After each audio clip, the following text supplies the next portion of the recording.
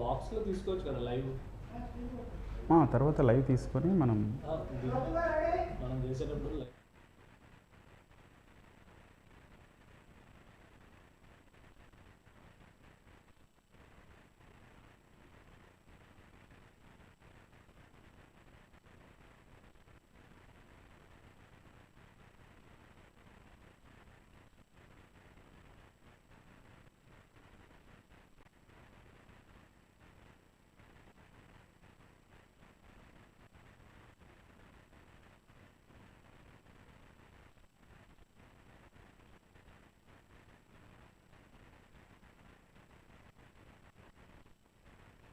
Welcome to Suman TV.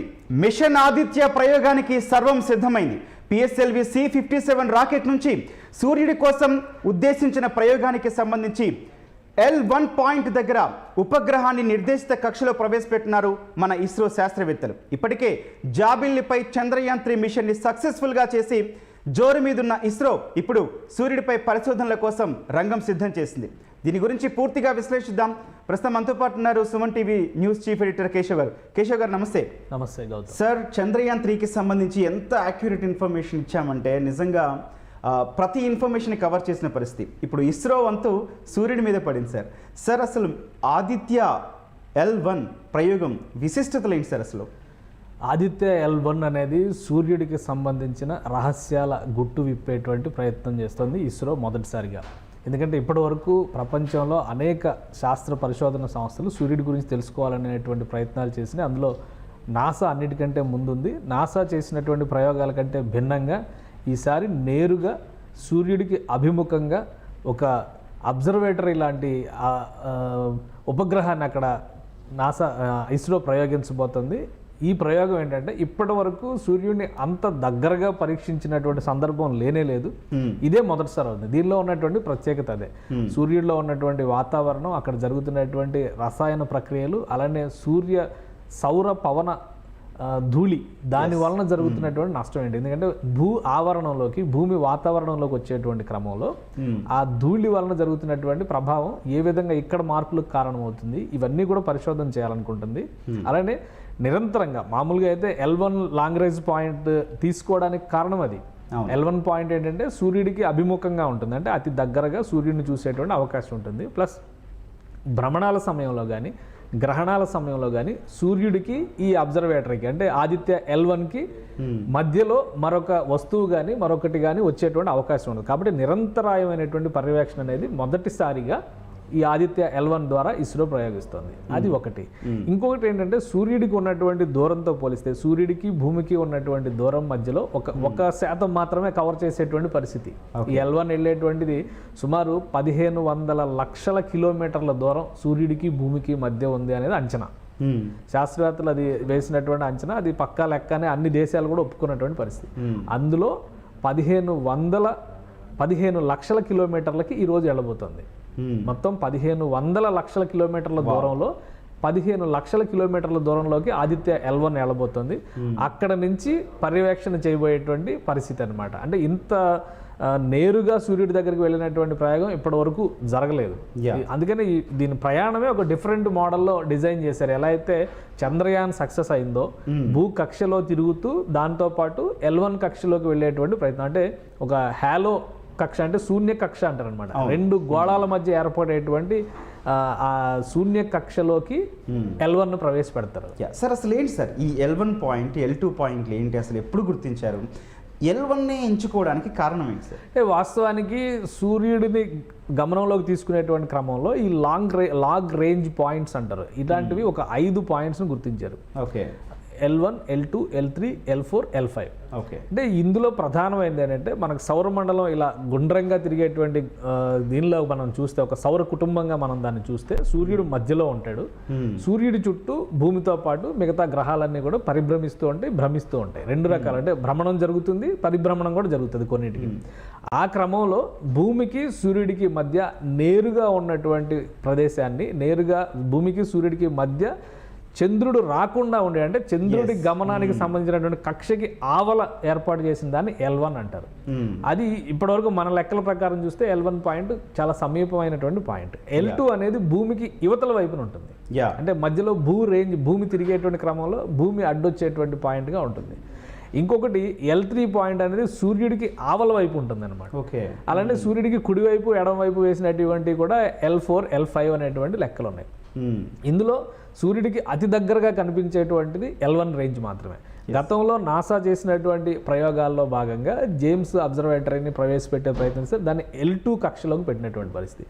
అది ఒక సమస్య. అందులో ఉన్నటువంటి సమస్య ఏంటంటే గ్రహణాలు జరిగేటువంటి సమయంలో, గ్రహణం అంటే ఏంటి, సూర్యుడు చంద్రుడు భూమి ఒక కక్షలోకి వచ్చినప్పుడు గ్రహణాలు ఏర్పడతాయి. చంద్రగ్రహణం కానీ సూర్యగ్రహణం కానీ, ఇటువైపు నుంచి వస్తే సూర్యగ్రహణం, అటువైపు నుంచి వస్తే చంద్రగ్రహణం, ఇట్లా లెక్కేసుకునేటువంటి పరిస్థితి.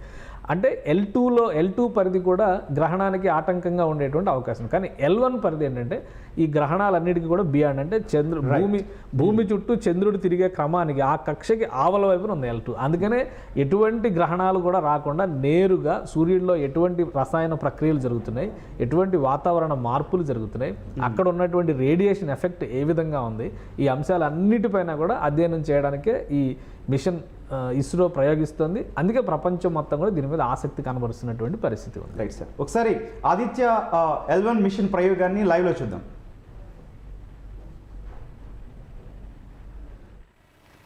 यह PSLV C57 का प्रमोशन यान ट्रैकिंग के संदर्भ में भी काफ़ी जटिल है. इसे ट्रैक करने के लिए शॉर, पोर्ट ब्लेयर, ब्रूने और बैग स्थित ग्राउंड स्टेशन हमें वास्तविक समय पे यान की जानकारी उपलब्ध कराते रहेंगे.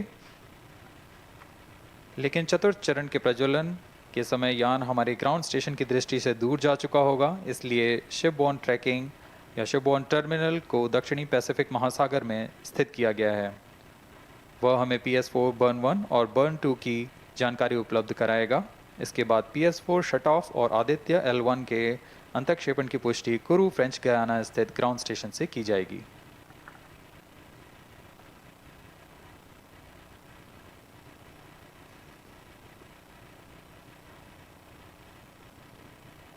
T-2 minutes and counting.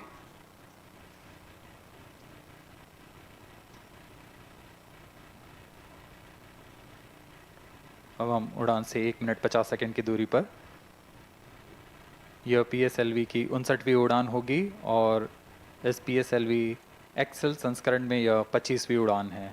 ISRO के वर्क हॉर्स कहे जाने वाले इस रॉकेट कई ऐतिहासिक मिशन को सफलतापूर्वक संपन्न किया है, जिसमें चंद्रयान 1 और मार्स ऑर्बिटर मिशन उल्लेखनीय हैं. यह प्रमोशन वर्ष 2023 का 7वां मिशन होगा. इस साल की शुरुआत में SSLV के सफल प्रमोशन से शुरुआत कर LVM-3 के 2 प्रमोशन, GSLV Mark 2 का 1 और PSLV के 2 सफल प्रमोशन हो चुके हैं. यह PSLV का वर्तमान वर्ष में 3रा मिशन है.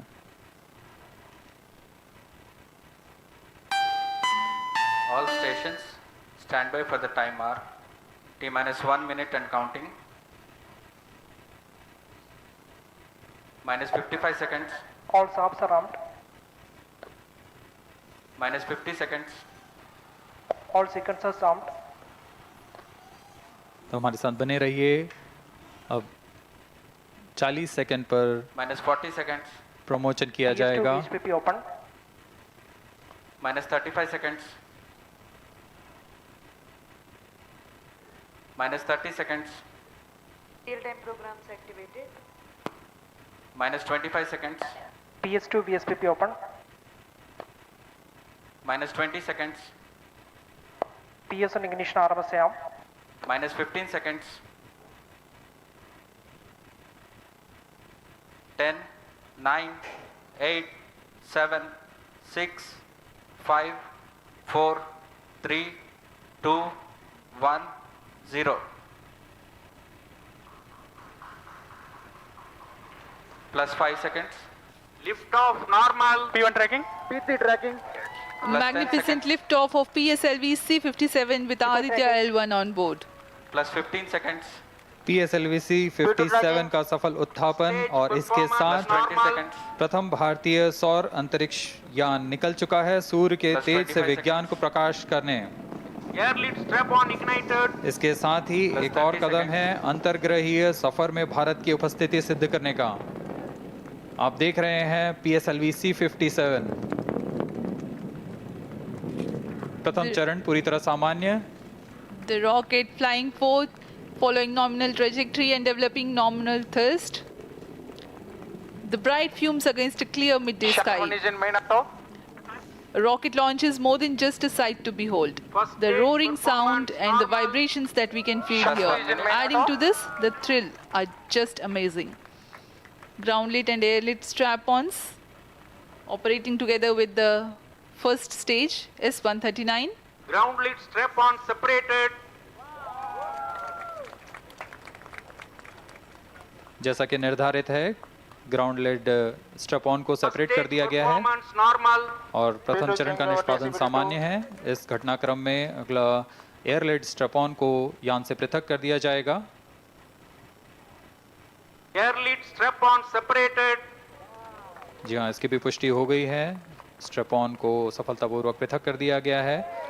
We are 100 seconds past the launch time. The ground lit and air lit strap-ons have been separated. S-139 motor still thrusting. S-139 First stage 110 separated. Second के प्रज्वलन Second काल के stage पश्चात engine उसे started. भी Closed पृथक कर loop दिया गया guidance है। initiated. Plus 2 minutes. द्वितीय चरण जो कि तरल नोदक पर आधारित चरण है, इसका प्रज्वलन शुरू हो चुका है और वर्तमान में प्रणोद Second उत्पन्न stage कर रहा है। performance normal. The launch vehicle is at an altitude of 73 kilometers. First stage has been separated. Second stage has begun its operation and the closed loop guidance has been initiated. According to the announcement by Range Operations Director, PS2 is developing nominal thrust. PS2 41 ton के तरल नोदक पर आधारित चरण है। इसमें विकास engine द्वारा 800 kilo Newton का प्रणोद उत्पन्न होता है और इसका प्रज्वलन काल लगभग 150 सेकंड का होगा। Shar and Port Blair tracking stations presently acquiring signals. Flight path closely matching the prediction. Plus 3 minutes. वर्तमान में यान क्लोज लूप गाइडेंस के अंतर्गत है। Second stage performance normal. यान की ऊंचाई 106 किलोमीटर तथा सापेक्ष गति 3 किलोमीटर प्रति second. The velocity addition in PS2 regime is going to be from 2 kilometers per second to 4.9 kilometers per second. Payload fairing separated. The payload fairing covering the Aditya-L1 spacecraft has been separated. The current altitude of the launch vehicle is 118 kilometers. Relative velocity exceeding 3.8 kilometers per second. जी हाँ, यान अब घने वातावरण से बाहर जा चुका है, इसलिए ऊष्मा कवच की जरूरत नहीं रह जाती है और इस कारण इसे Plus यान 4 से minutes. पृथक कर दिया जाता है। Second stage performance normal.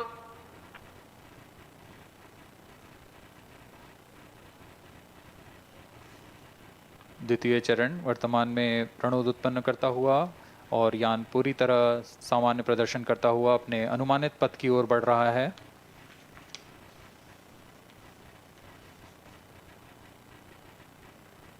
Second stage separated. Third stage ignited. द्वितीय चरण को भी सफलतापूर्वक यान से पृथक कर दिया गया है उसके प्रज्वलन Third काल stage समाप्त होने पर। performance normal. और तृतीय चरण जो कि ठोस नोदक पर आधारित चरण है, इसका प्रज्वलन शुरू हो चुका है। We are close to 5 minutes past the launch time. Presently, the third stage of PSLV is operational, developing nominal thrust. Plus 5 minutes. तृतीय चरण में 7.6 टन के ठोस नोदक का प्रयोग होता है और इसका प्रज्वलन काल 117.7 सेकंड का होगा।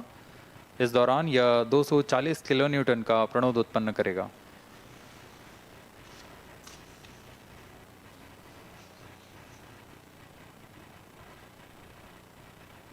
वर्तमान में यान की ऊंचाई 134 Third किलोमीटर stage performance तथा normal. सापेक्ष गति 5.96 किलोमीटर प्रति second.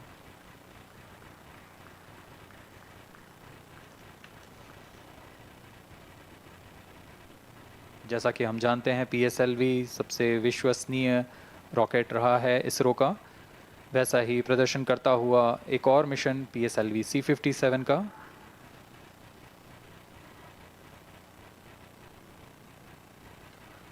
For the present mission, after PS3 completes Plus its 6 burn minutes. duration, a coast phase of 200 seconds will follow, in which the rocket will continue to be steered while there is no development of thrust.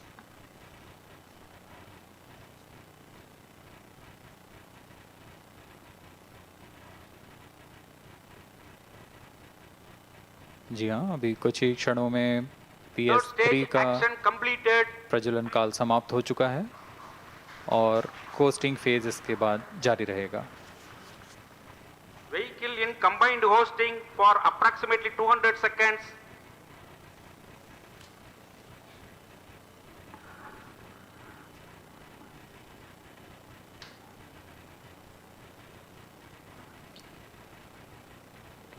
Unique to this mission, the Vehicle PS4 performance normal.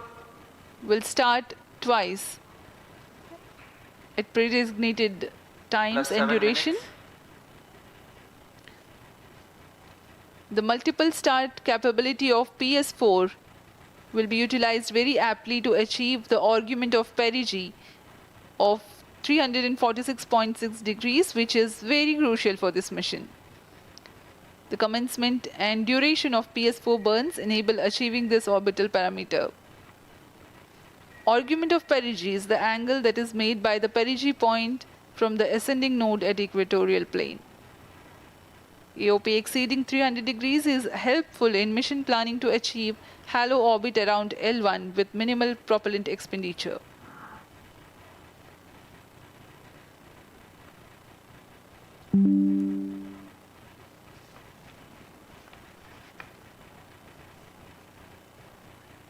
सभी वैज्ञानिक गहनता से अध्ययन करते हुए इन आंकड़ों का, जो कि ग्राउंड स्टेशन द्वारा प्रसारित किए जा रहे हैं।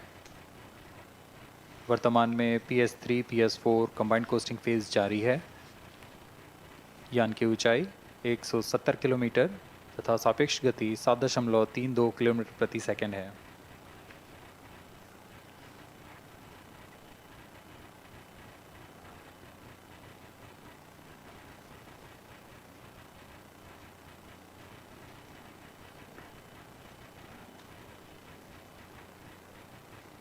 Vehicle performance normal.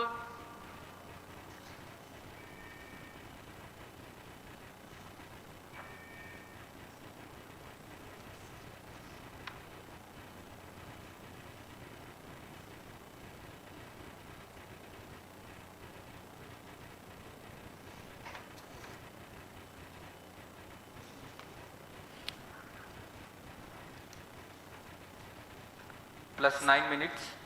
Speaking a few words about the Aditya-L1, describing the sun, Indian Vedas have said, Yesha Bhagavan Manirakasha Mandalasya Chakravarti Khechara Chakrasya Deepako Brahmanda Bhandasya Asayeva Charkarti Bharvati Charhati Jagat.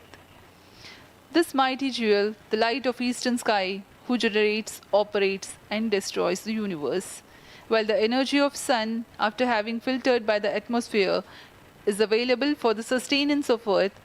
The explosive phenomena in sun and the solar flares are a cause for concern to the spacecraft and human space missions. The vantage point for such observations is a place in between the sun and earth. Third stage separated. Now we have a successful separation event of the third Vehicle stage in of separated PSLV. hosting. It is approximately 900 seconds. Plus 10 minutes.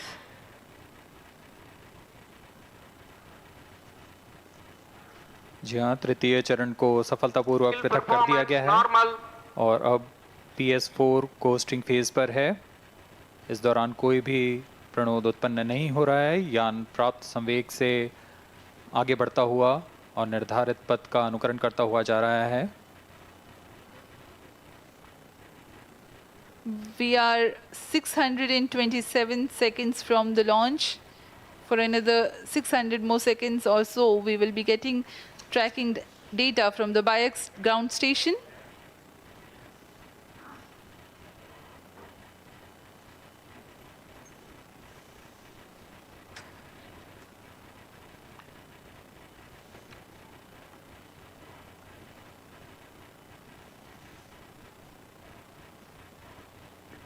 यह costing phase लगभग 900 second का होगा। इस दौरान हम आपको कुछ जानकारी देते हैं। लैग्रेंज पॉइंट से जुड़ी कुछ रोचक तथ्य भी हैं, जैसे कि इस पॉइंट का नाम एक इटालियन फ्रेंच गणितज्ञ जोसेफ लुइग लैग्रेंज के सम्मान में रखा गया था। उन्होंने 1972 में इसे अपनी तकनीकी प्रपत्र जनरल 3 बॉडी प्रॉब्लम में वर्णित किया है, लेकिन इससे पहले भी 3 पॉइंट L1, L2 और L3 को खोजने का श्रेय स्विस गणितज्ञ लियोनार्ड आयलर को जाता है। L1 पॉइंट पर नासा ने पहले ही सोलर एंड हेलियोस्फेरिक ऑब्जर्वेटरी सोहो को पहुंचा चुका है और विश्व प्रसिद्ध जेम्स वेब टेलीस्कोप को L2 लैग्रेंज पॉइंट पर स्थापित किया गया है। L1 की पृथ्वी से सूर्य की दिशा में दूरी लगभग 15 लाख किलोमीटर है और इसे हम एस्ट्रोनॉमिकल यूनिट में 0.01 एस्ट्रोनॉमिकल यूनिट कह सकते हैं। यह पृथ्वी से सूरज की दूरी का केवल 1% है।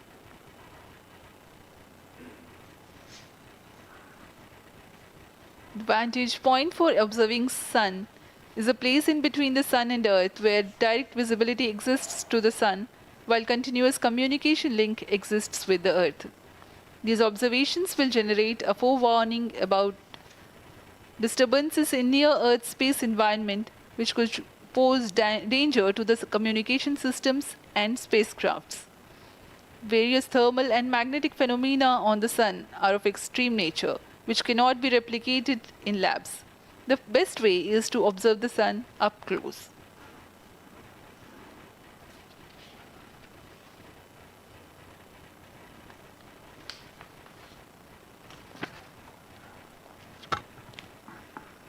The distance between the Earth and Sun is approximately 150 million kilometers. At the central region of the Sun, known as core, the temperature can reach as high as 15 million degrees Celsius. Power source for the Sun is nuclear fusion of hydrogen atoms that takes place in the core. The visible surface of Sun is relatively cool and has a temperature of about 5,500 degrees Celsius. The Aditya-L1 spacecraft is planned to be placed in a halo orbit around the Lagrangian point Vehicle 1 performance or normal. L1 of the Sun-Earth system, which is about 1.5 million kilometers from Earth, roughly 1% of the distance to Sun. A halo orbit is a periodic three-dimensional orbit near the Lagrange point in the three-body problem of orbital mechanism.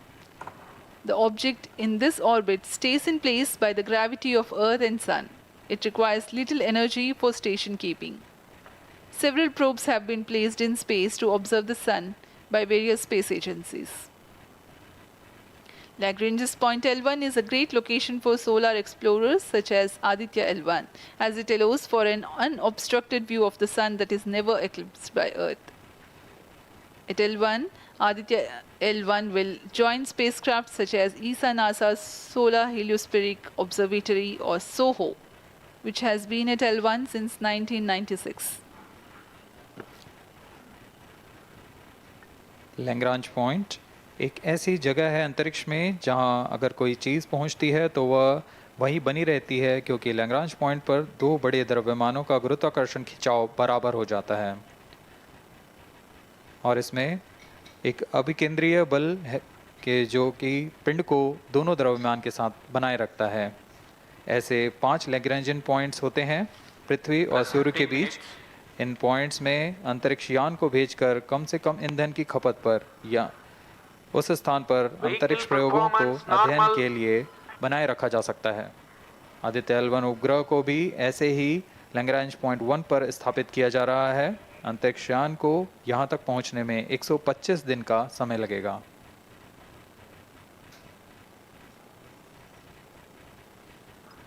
इस Lagrangian points के कुछ फ़ायदे होते हैं, जैसे हम यहाँ Aditya L1 के बारे में बात कर रहे हैं, तो यह अंतरिक्ष यान लैग्रेंजियन पॉइंट 1 के पास जाएगा और यहाँ ऐसा पॉइंट है जहाँ से सूर्य को बिना किसी ग्रहण या रुकावट के निरंतर देखा जा सकेगा और अध्ययन किया जा सकेगा। दूसरा फ़ायदा यह कि विभिन्न मापन या विश्लेषणों के लिए किसी भी तरह की रुकावट या कमी नहीं आएगी। वायु न होने की वजह से इससे दूर तक स्पष्ट देखा जा सकेगा। लैग्रेंज पॉइंट पर इस वेधशाला को रखने का मुख्य कारण यह भी है कि यहाँ उपग्रह लगभग स्थिर रहेगा और उपग्रह के अभिवृद्धि नियंत्रण के लिए अधिक ईंधन की आवश्यकता नहीं होगी।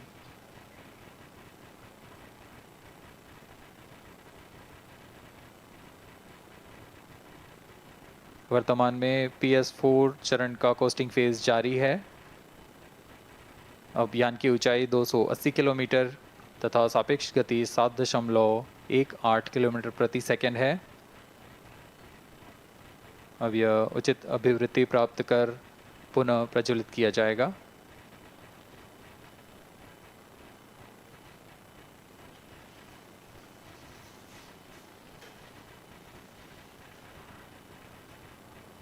Vehicle performance normal. The Aditya-L1 spacecraft carries 7 payloads to observe the protosphere, chromosphere, and corona, which is the outermost layer of the Sun. These payloads use electromagnetic, particle, and magnetic field detectors.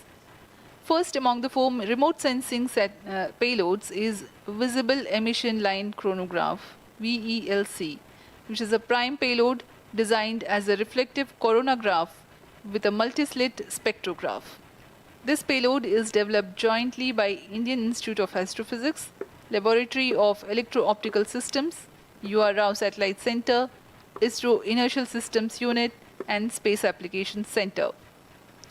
The second payload is Solar Low Energy X-ray Spectrometer, or SOLEX, designed to measure the solar soft X-ray flux to study solar flares.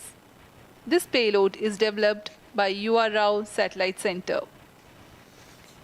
Third payload is the Solar Earth Ultraviolet Imaging Telescope SUIT, which is a UV telescope to image the solar disk in the near ultraviolet wavelength range. The payload is developed by Inter-University Center for Astronomy and Astrophysics, Pune, LEOS, URSE, and IISU. The fourth payload is High Energy L1 Orbiting X-ray Spectrometer, or HELIOS, developed by URSE.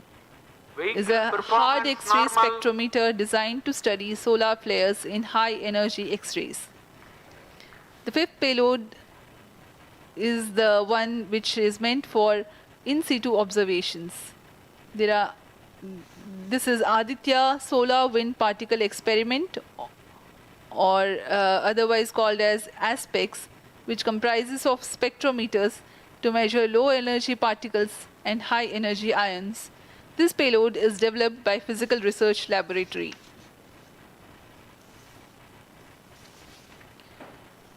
The sixth payload is Plasma Analyzer Package for Aditya, in short PAPA. It is designed to understand the solar winds and its composition and perform mass analysis of solar winds. This payload is developed by Vikram Sarabhai Space Center. The seventh payload is a magnetometer, or MAG, developed by LEOS, which will measure the low intensity interplanetary magnetic field in space using a pair of magnetic sensors.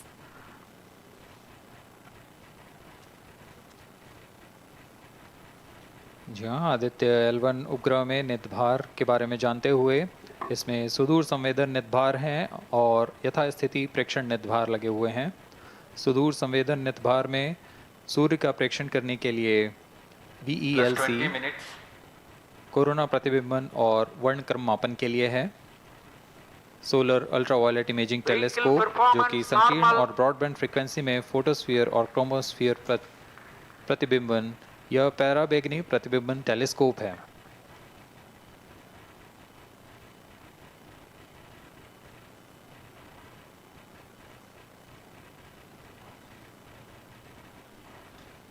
इसी क्रम में अगला है SOLEX solar low energy X ray spectrometer, जो कि soft x ray वर्णक्रम मापी है, जो कि सूर्य के प्रेक्षण के लिए प्रयोग किया जाएगा। इसमें HEL1OX high energy L1 orbiting X ray spectrometer है, जो कि हार्ड एक्सरे वर्णक्रम मापी है। इसकी अभिकल्पना सोलर फ्लेयर के अध्ययन के लिए की गई है।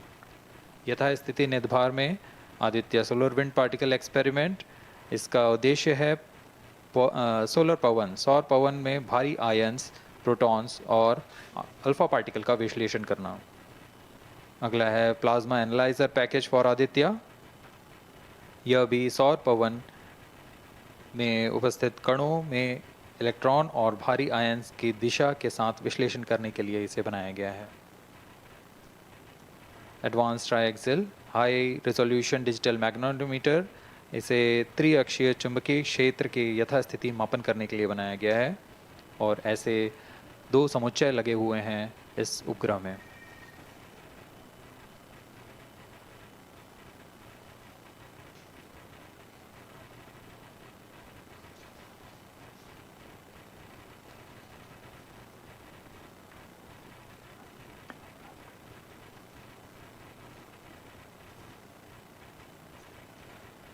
Vehicle performance normal. यान पूरी तरह सामान्य, सभी तंत्र सामान्य रूप से कार्य कर रहे हैं और यान अपनी उद्देश्य कक्षा की ओर बढ़ रहा है।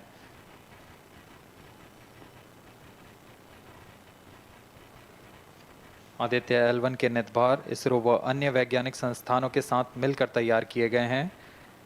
Visible emission line chronograph VELC Indian institute of astrophysics Bengaluru द्वारा तैयार किया गया है।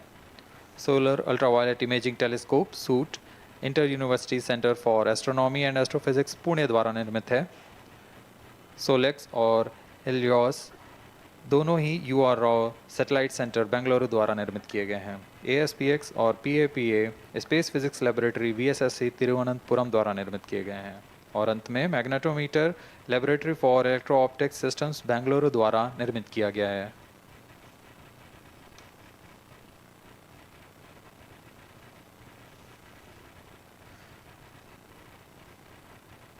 यह कोस्ट फेज जारी रहने वाला है। आइए इस अंतराल में आपको लिए चलते हैं इस मिशन से जुड़ी चर्चा में, जहां वरिष्ठ वैज्ञानिक हमारे प्रश्नों के उत्तर देंगे और फिर इस चर्चा के बाद हम वापस आएंगे लाइव इवेंट्स में। As we are in the low visibility region of the flight path, we take you to the discussion room where the key personnel connected with the Aditya-L1 will enlighten more on the payloads and details. Over to discussion room. Welcome viewers. After India's made history with the Chandrayaan 3 moon launch, it has now set its eyes on the sun.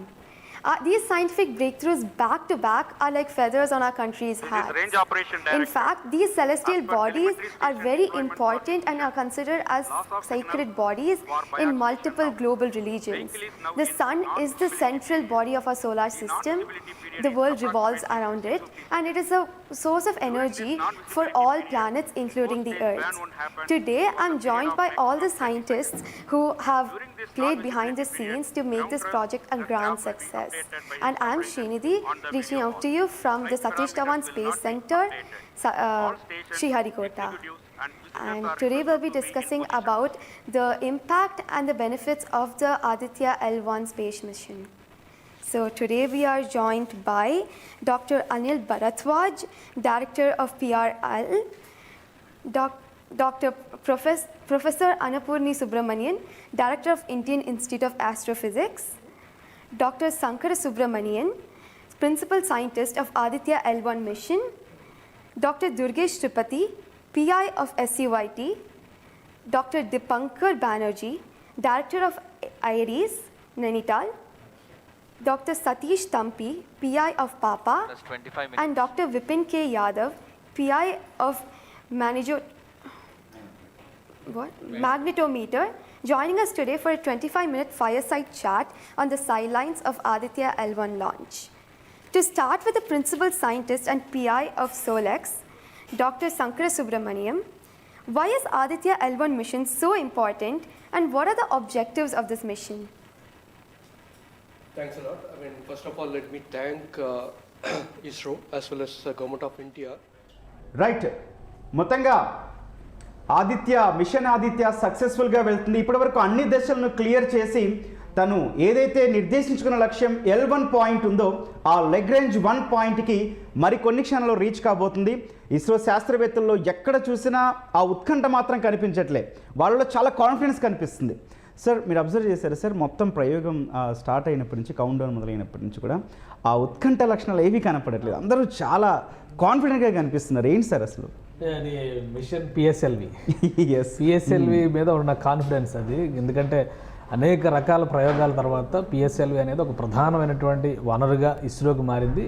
చాలా number of experiments, ఇప్పుడు ఈ సంవత్సరంలో ఇది 7వ ప్రయోగం పిఎస్ఎల్విని ఉపయోగించడంలో.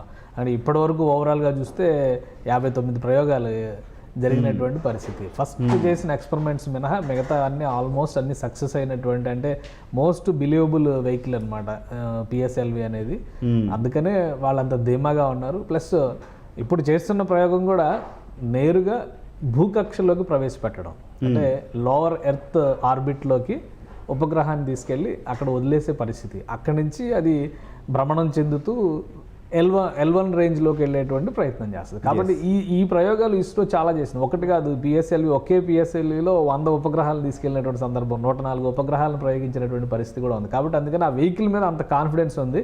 సక్సెస్ఫుల్గా ఇది దిగువ భూకక్షలోకి ఉపగ్రహాన్ని ప్రవేశపెట్టింది అనేటువంటి ధీమాతో ఉన్నారు. ఆ తర్వాత జరిగేటువంటి పరిణామాలు కీలకమైనటువంటి పరిణామాలు. అంటే ఈ స్టేజ్ 100% సక్సెస్ అయింది. రిజల్ట్ మీద ఎక్కువ ఆధారపడి ఉంటుంది. ఎందుకంటే 4 నెలల దాదాపు ప్రయాణం ఉంది. అది L1 రేంజ్ పాయింట్కి చేరేసరికి 4 months 120 రోజుల వరకు అంచనా వేస్తున్నారు. అప్పటి వరకు ఒక ఇంట్రెస్ట్, ఒక సస్పెన్స్ అనేది కొనసాగుతూ ఉంటుంది. బట్ ప్రయోగం 100% సక్సెస్ అవుతుంది. అదే కాన్ఫిడెన్స్ ఇస్రో శాస్త్రవేత్తల ముఖాల్లో కూడా కనిపించింది. అదే కనిపిస్తుంది సార్. మిషన్ వెయిట్ వచ్చేసి 1500 kgs సార్, కానీ ఇందులో ఒక ఇంధనమే ఎక్కువ వెయిట్ అని చెప్తూ ఉన్నారు. ఏంటి సార్ రీజన్ ఏంటి? అంటే డిస్టెన్స్ ఇప్పుడు 15 కోట్ల కిలోమీటర్ల దూరం, అంటే 1500 లక్షల కోట్ల కిలోమీటర్లు మనం చెప్తున్న లెక్క ప్రకారం. మన లెక్కల్లో చూస్తే 15 కోట్ల కిలోమీటర్ల దూరంలో సూర్యుడు ఉన్నాడు. దానిలో 15 లక్షల కిలోమీటర్ల ప్రయాణం. ఇప్పుడు 15 లక్షల కిలోమీటర్ల ప్రయాణం అనేది ఆషామాషి వ్యవహారం కాదు. ఎందుకంటే ఇప్పుడు చంద్రుడి పైన ప్రయోగించినటువంటి ఈ ల్యాండర్ కానీ రోవర్ కానీ ఇవన్నీ చంద్రుడికి వెళ్ళి చేసినటువంటి ప్రయోగం ఏంటంటే 3,80,000 కిలోమీటర్లు. అలాంటి ఇప్పుడు 15 లక్షల కిలోమీటర్లు అంటే 5 రెట్లు, దగ్గర 5 రెట్లు ఎక్కువ దూరం ప్రయాణించాల్సినటువంటి పరిస్థితి ఉంది. కాబట్టి దానికి కావాల్సినటువంటి ఇంధనం కావాలి. పైగా అక్కడ ప్రయోగం జరిగేటువంటి క్రమంలో కూడా ఇంటర్నల్గా ఫ్యూయల్స్ని ఉపయోగించుకునేటువంటి అవసరం ఎక్కువగా ఉంటుంది ఉపగ్రహానికి కూడా. కాబట్టి ఇవన్నీ కూడా జాగ్రత్తలు వహిస్తూ ఇంధనానికే ఎక్కువ ప్రాధాన్యం ఇవ్వాల్సినటువంటి పరిస్థితి ఉంది. ఆ క్రమంలోనే ఈ డిజైన్ కూడా రూపొందించారు. సార్, ఇప్పటికే కొడైకెనాల్లో ఒక సూర్యుడికి సంబంధించి అబ్జర్వేటరీ అక్కడ ఉన్నప్పుడు మళ్ళీ మనం ఈ మిషన్ చేపట్టాల్సిన ఆవశ్యకత ఎందుకు వచ్చిందంటారు? అసలు ఇది అబ్జర్వేటరీస్ భూమి మీద నుంచి చేసేవి ఏంటంటే ఒక భారీ టెలిస్కోప్ లాంటి పరిస్థితి ఉంటుంది. దాన్ని పూర్తిగా ఇప్పుడు ఒక శాటిలైట్ వెళ్తుంది. అవును, Aditya-L1 అనేది ఒక శాటిలైట్. నేరుగా ఇప్పటివరకు శాటిలైట్స్ అన్నీ కూడా భూమికి ఉపగ్రహాలుగా చంద్రుడు ఎలా తిరుగుతాడో అలానే భూమి చుట్టూ ఈ ఉపగ్రహాలన్నీ కూడా తిరుగుతూ ఉన్నాయి. అవి తీసుకున్నటువంటి సమాచారం, వాటి నుంచి వచ్చేటువంటి సందేశాలను డీకోడ్ చేసుకోవడం ద్వారా మనం కింద సమాచార సేకరణ చేస్తున్నాం. ఇప్పుడు ఈ ఉపగ్రహం Aditya-L1 ఏంటంటే నేరుగా సూర్యుడికి అభిముఖంగా, సూర్యుడికి ఎదురుగా ఉండేటువంటి పరిస్థితి. ఇక్కడైతే పగలు రాత్రి ఇవన్నీ వస్తాయి, అక్కడ డైరెక్ట్ లైట్ కనిపిస్తూ ఉంటుంది, సూర్యకాంతి నేరుగా పడుతూ ఉంటుంది. ఇంకో విషయం ఏంటంటే సూర్యుడిని ఎందుకు అబ్జర్వ్ చేయాలంటే సూర్యుడు ప్రధానమైనటువంటి శక్తి వనరు. అవును, హైడ్రోజన్ హీలియం కాంబినేషన్లో జరిగేటువంటి ఒక రసాయన ప్రక్రియ వలన అక్కడ సౌర శక్తి వస్తుంది. దాని నుంచి అనేక రకాల ఎలక్ట్రాన్లు, ప్రోటాన్లు ఇవన్నీ కూడా వస్తున్నటువంటి పరిస్థితి. ప్రోటాన్లు అనేవి శక్తి కణాలు. అటువంటి శక్తిని ఈ ప్రపంచం మొత్తానికి ఇస్తున్నాడు సూర్యుడు. ఒకటి. రెండోది ఏంటంటే సూర్యుడు ఒక భారీ అయస్కాంతం. అంటే సూర్యుడికి ఉన్నటువంటి గురుత్వాకర్షణ శక్తి మీద ఆధారపడే సౌరమండలం నడుస్తుంది. సౌరమండలంలో ఉండేటువంటి గ్రహాలన్నీ సూర్యుడి చుట్టూ ఎందుకు పరిభ్రమిస్తున్నాయంటే సూర్యుడికి ఉన్నటువంటి ఆ శక్తి, అంటే ఒక శక్తి కేంద్రం సూర్యుడు. అది ఏంటని తెలుసుకునేటువంటి ప్రయత్నం ఇప్పుడు మనం చేయాల్సినటువంటి అవసరం ఉంది. కాబట్టి Aditya-L1 అక్కడికి వెళ్తుంది. ఇంకొకటి ఏంటంటే సూర్యుడి నుంచి వెలువడేటువంటి శక్తిలో అయస్కాంత క్షేత్రాల శక్తి కూడా ఉంటుంది. ఇప్పుడు భూమికి ఉత్తర దక్షిణ ధృవాలు అనేటువంటి ఒక అయస్కాంత క్షేత్రాల్లో పనిచేస్తున్నటువంటి ఉత్తర దక్షిణ ధృవాలు ఉంటాయి. అందుకనే భూమిపైన గురుత్వాకర్షణ శక్తి ఉంది. అవును, ఆ గురుత్వాకర్షణ శక్తి కారణంగానే స్పేస్లో కానీ అంతరిక్షంలో కానీ వచ్చేటువంటి అనేక పదార్థాలు భూమికి చేరేటువంటి పరిస్థితులు ఉన్నాయి. అలానే సూర్యుడి దగ్గర ఉన్నటువంటి సూర్యుడిని మనం నేరుగా పరిశీలించడానికి అవకాశాలు చాలా తక్కువగా వస్తాయి. పైగా ఇప్పుడు చేస్తున్నటువంటి ప్రయోగం ఏంటంటే సూర్యుడిలో ఉన్నటువంటి ఈ కరోనా స్పియర్ అక్కడ నుంచి వచ్చేటువంటి రేడియేషన్ కావచ్చు, ధూళి కణాలు కావచ్చు, ఎందుకంటే సౌర తుఫాన్లు అంటాం మనం, సౌర కంపాలు అంటారు. సౌర కంపాలు అనేవి ఎప్పుడు వస్తాయంటే సూర్యుడి లోపల జరిగేటువంటి ఈ విచ్చిత్తి వలన రేణువులు ఫామ్ అయ్యి ఆ రేణువులు అంటే మనం చిన్న చిన్న రేణువులు అనుకున్నాం, కానీ పెద్ద పెద్ద పదార్థాలు ఉంటాయి. అవి శాటిలైట్లు ఎందుకు డ్యామేజ్ అవుతాయి అంటే వాటి వల్లనే. అదే రేణువులు అంటే మామూలుగా పర్టికులర్స్ అన్నంత ఆలోచన, చిన్న పార్టికల్స్ అనుకుంటాం మనం. మన భాషలో రేణువులు అంటే మనం చాలా చిన్నగా చూసాం, కానీ అంత పెద్ద సౌరమండలంలో ఎంత పెద్ద కొంతకాలం క్రితం అంటే బహుశా 70s 78 80s ఆ టైంలో అనుకుంటా స్కై ల్యాబ్ అని ఒకటి పడిపోతుంది. ఈ మధ్య సినిమా కూడా తీశారు. ఆ స్కై ల్యాబ్ అనేది ఒక ఎక్స్పెరిమెంట్, బట్ అక్కడ నుంచి కొలాప్స్ అయిపోతుంది. కొలాప్స్ అయితే భూమి మీద ఎక్కడ పడుద్ది అనేది తెలియదు, ఏదో ఒకటి పడితే మొత్తం భూమి నాశనం అయిపోద్ది అనేటువంటి భ్రమలో మనం ఉన్నాం. అది మనం తయారు చేసినటువంటి ఒక వస్తువు అంతరిక్షం నుంచి నేలకు రాలిపోయినటువంటి పరిస్థితి. కానీ సూర్యుడు దగ్గర నుంచి వచ్చేటువంటి ఇటువంటి భారీ రేణువులు ఈ సౌర తుఫాను జరిగేటువంటి క్రమంలో అనేక శాటిలైట్లు ధ్వంసం. ఒక్క ఇస్రోనే ఈరోజు అంతరిక్షంలో అంటే స్పేస్లో దాదాపు 50,000 కోట్ల ఆస్తుల్ని కలిగి ఉంది. అన్ని ప్రయోగాలు మనం చేసాం, అన్ని శాటిలైట్లు పరిభ్రమిస్తూ ఉన్నాయి, దానికి సంబంధించినటువంటి అన్ని అబ్జర్వేషన్స్ నడుస్తున్నటువంటి వ్యవస్థలు, సాంకేతిక వ్యవస్థలు ఉన్నాయి. ఈ సూర్యుడి నుంచి వెలువడేటువంటి ఈ సౌర ధూళి వలన జరిగేటువంటి ప్రమాదాలు వీటిపైన పడడం వలన అవన్నీ కూడా నష్టాలు జరుగుతాయి. గతంలో మనం ఇన్సాట్ శాటిలైట్స్ ఉపయోగించాం, వాటి లైఫ్ టైం అయిపోయింది. కొన్ని శాటిలైట్స్ పనిచేయని పరిస్థితి, అలానే కొన్ని డ్యామేజ్ అయిన పరిస్థితి. తర్వాత జీశాట్లోకి వెళ్ళాం. ఇన్సాట్ నుంచి జీశాట్ ఎందుకు వచ్చామంటే ఇదే, వాటి లైఫ్ టైం అయిపోవడం కావచ్చు, కొన్ని డ్యామేజ్ అవడం కావచ్చు. ఇప్పుడు అటువంటి పరిణామాలు సౌరమండలంలో ఏం జరుగుతున్నాయి, అలానే భూ వాతావరణానికి వచ్చేటువంటి క్రమంలో వాటి ఆనుపానులను కనుక్కోవడం. ఇప్పుడు అక్కడ ఒక ఉపగ్రహంగా ఆదిత్య-L1 ఉండి చేసేది ఏంటంటే అందులో మేజర్ పోర్షన్ VML అని చెప్పని ఒక ఇన్స్ట్రుమెంట్, ఒక పేలోడ్ని ఇన్స్టాల్ చేశారు. అది ఏం చేస్తుందంటే సూర్యుడిని నిరంతరాయంగా ఫోటోలు తీస్తూ ఉంటుంది. దానికి ఇచ్చినటువంటి ప్రైమ్ టాస్క్ ఏంటంటే రోజుకి కనీసం 1400 నుంచి 1500 వరకు ఫోటోలు తీసేటువంటి పరిస్థితి ఉంది. అంటే నిమిషానికి ఒక ఫోటో తీస్తారు సూర్యుడిని. సూర్యమండలంలో ఏం జరుగుతుంది, ఆ గోళం తిరిగేటువంటి క్రమంలో అందులో జరిగేటువంటి రసాయన, అంటే మనం చాలా దూరం నుంచి అబ్జర్వ్ చేస్తుంది శాటిలైట్, ఎందుకంటే అంత దగ్గరికి వెళ్ళేటువంటి పరిస్థితులు. అక్కడ కూడా ఇప్పుడు వెళ్తున్నటువంటి L1 రేంజ్ దగ్గర కూడా, ఆ లెగ్రేంజ్ పాయింట్ దగ్గర కూడా 100 డిగ్రీల సెల్సియస్ ఉష్ణోగ్రత ఉంటుంది అనేది అంచనా.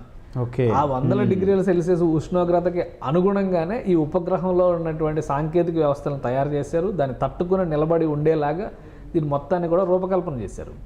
మనం ఆ ప్రయోగం ఎందుకు చేయాల్సి వచ్చిందంటే ఇదే, ఈ సౌర వాతావరణంలో జరిగేటువంటి మార్పులు చేర్పులు, దానివల్ల వచ్చేటువంటి ప్రభావాలు భూ వాతావరణంలోకి అవి ఏ విధంగా ప్రవేశిస్తున్నాయి అనేటువంటి విషయాన్ని గమనించడం కోసమే ఈ వ్యవస్థలన్నీ కూడా తయారు చేశారు. అందుకనే ఇది ఒక అత్యంత క్లిష్టమైనటువంటి ఒక అబ్జర్వేటరీగా పనిచేసేటువంటి ఉపగ్రహం ఇది.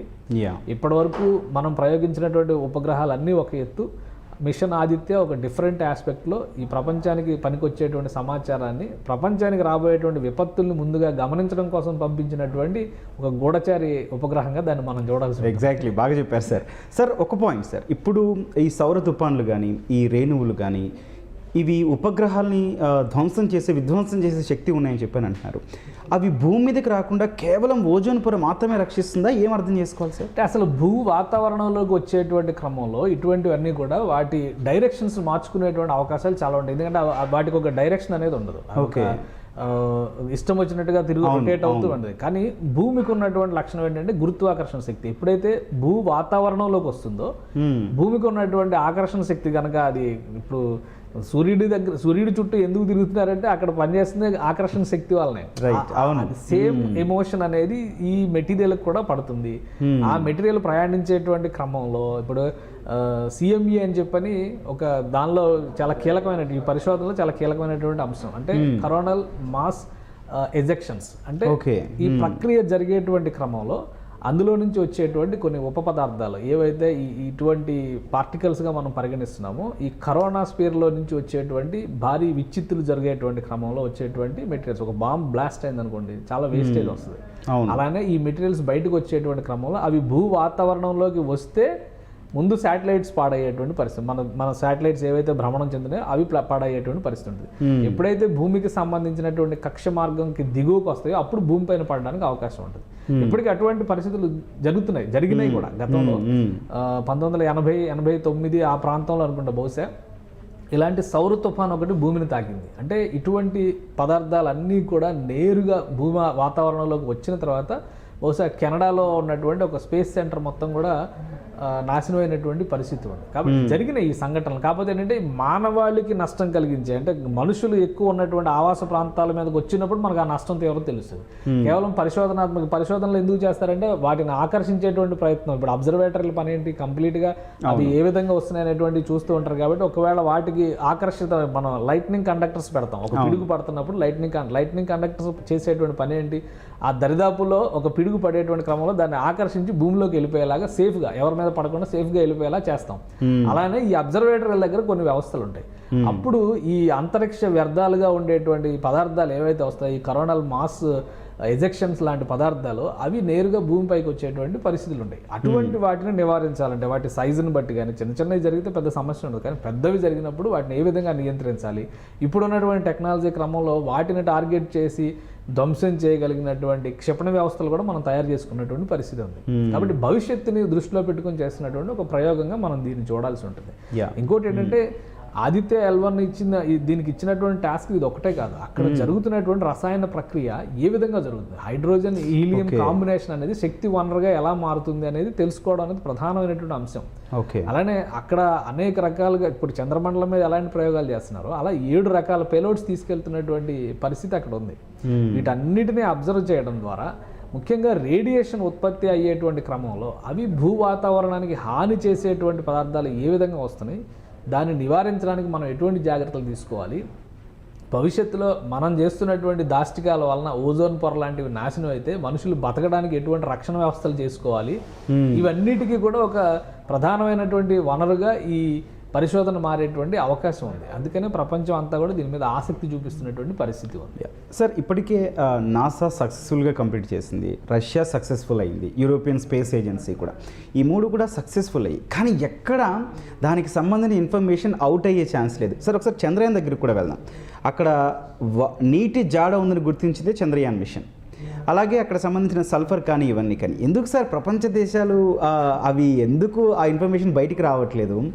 రానందుకేనా మనం ఇట్లాంటి మిషన్ని మనము ఛాలెంజింగ్గా తీసుకొని మరీ చేస్తున్నాం? అంటే ఒకటి, పరిశోధన అనేది ఎప్పుడు కూడా మానవాళికి ప్రయోజనవంతంగా ఉండేటువంటి అంశాన్ని బయటికి తీసుకురావాల్సినటువంటి అవసరం ఉంటుంది. అమెరికా చేసినటువంటి పరిశోధన కావచ్చు, రష్యా చేసినటువంటి పరిశోధన కావచ్చు, ఈ మధ్య కాలంలో చైనా చేసినటువంటి పరిశోధనలు కావచ్చు, అవి కంప్లీట్గా ఆయా దేశాలకు కావాల్సినటువంటి వనరులను గుర్తించేటువంటి క్రమంలో లేదా ఆయా దేశాల ఆధిపత్యాలను గుర్తించేటువంటి క్రమంలో జరిగినటువంటి ప్రయోగాలు. కానీ భారతదేశం చేస్తున్న ప్రయోగాలు మానవాళికి సంబంధించినటువంటి ప్రయోగాలు. ఎందుకని దీన్ని మానవాళికి సంబంధించినటువంటి ప్రయోగాలను చెప్పాల్సి వస్తుందంటే, అమెరికా రష్యాలు శక్తివంతమైనటువంటి దేశాలు, ప్రపంచంలో ఏ దేశాన్నైనటువంటి నియంత్రించేటువంటి శక్తి ఉన్నటువంటి దేశాలు, ఏ సమాచారాన్ని ప్రపంచానికి పంచుకోవాలి, ఏ సమాచారాన్ని తమ దగ్గర ఉంచుకోవాలనే విషయం బాగా తెలిసినటువంటి దేశాలు. కానీ భారతదేశం ఒక డెమోక్రటిక్ ఆస్పెక్ట్లో ఈ స్పేస్లో ఓనర్షిప్ తీసుకునేటువంటి ప్రయత్నం చేస్తారు. Super sir. మీకు ఉదాహరణ చెప్తా. ప్రపంచ దేశాలన్నీ కూడా భారతదేశం అద్భుతమైనటువంటి సుగంధ ద్రవ్యాలకు నిలయం, సంపదకు నిలయం, ఇక్కడ అద్భుతమైనటువంటి వనరులు ఉన్నాయి, అక్కడ రాజులు మహారాజులు బంగారం పైనుంచి కింద వరకు దిగజార్చుకుంటారంట, అట్లాంటి దేశం ఎక్కడుందో మనం పట్టుకోవాలని యూరోపియన్స్ అందరూ కూడా భారతదేశానికి అడ్రస్ పట్టుకోవడానికి ట్రై చేశారు. ఏ విధంగా ఎవరికి తోచిన మార్గంలో వాళ్ళు స్పేస్ షిప్లు వేసుకొని సముద్ర మార్గాల్లో పట్టుకొని వచ్చారు. చివరికి చాలామంది వచ్చారు, పోర్చుగీస్ వాళ్ళు వచ్చారు, డచ్ వాళ్ళు వచ్చారు, ఇంగ్లీష్ వాళ్ళు వచ్చారు, ఫ్రెంచ్ వాళ్ళు వచ్చారు, వీళ్ళందరూ కూడా వచ్చారు. ఎందుకు వచ్చారు? శక్తిని దోచుకోవడానికి వచ్చారు, ఇక్కడ ఉన్నటువంటి సంపదను దోచుకోవడానికి వచ్చారు. ఈ సంపదను అందరికీ పంచిపెట్టేటువంటి ప్రయత్నం చేయలేదు కదా, అలా ఎవరు చేయరు. ఎందుకంటే అప్పుడు ఉన్నటువంటి వ్యవస్థ అది. ఇప్పుడు ఉన్నటువంటి డెమోక్రసీలో మనం ఒక విషయం ఏంటంటే, రష్యా అమెరికా సాధించిన విజయాలన్నీ కూడా కోల్డ్ వార్ జరిగినటువంటి సందర్భం, ప్రచ్ఛన్న యుద్ధం జరిగినటువంటి సందర్భంలో నువ్వా నేనా అని తేల్చుకునేటువంటి ప్రయత్నాల్లో భాగంగా జరిగినటువంటి అంశాలు అవి. నువ్వు అణుబాంబు వేస్తే నేను హైడ్రోజన్ బాంబు వేస్తాననేటువంటి ప్రయోగాలు జరిగిన దశలో జరిగినటువంటి అంశాలు.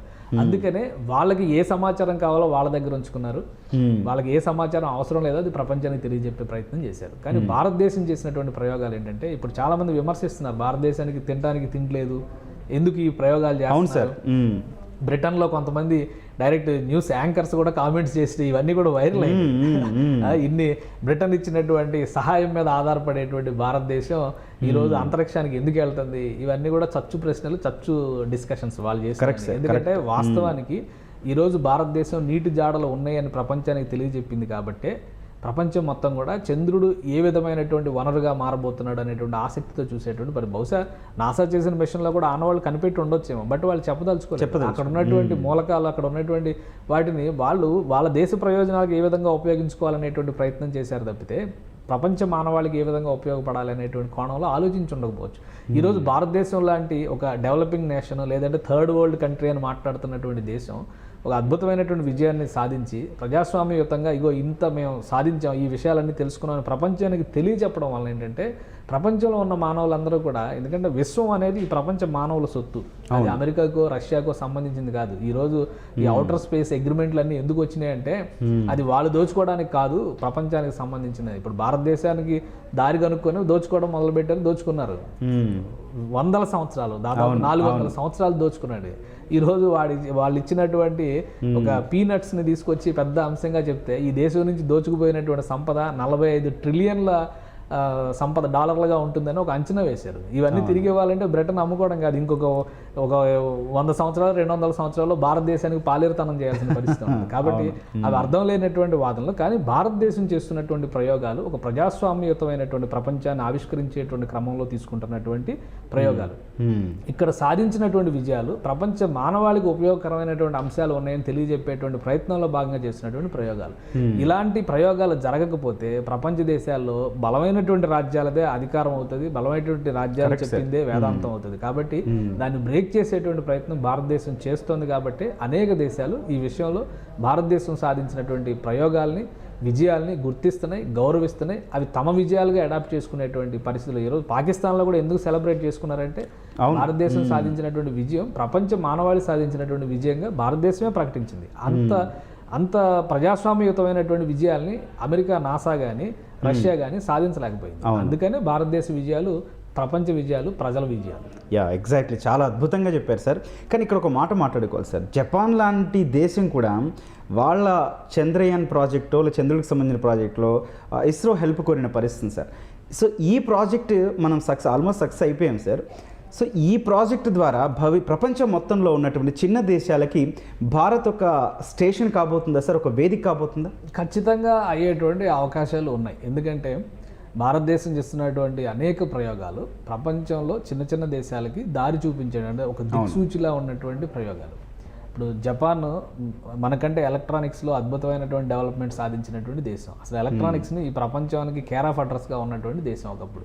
అలాంటి జపాన్ ఈరోజు వాళ్ళు చేపట్టినటువంటి ఆ జిక్సా ప్రయోగం, అంటే జపాన్ శాటిలైట్ ఏజెన్సీ చేపట్టినటువంటి ప్రయోగం, చంద్రయాన్ తరహాలోనే వాళ్ళు లూనార్ మిషన్ అనేది ఒకటి స్టార్ట్ చేశారు. బట్ దాన్ని 3 సార్లు వాయిదా వేశారు.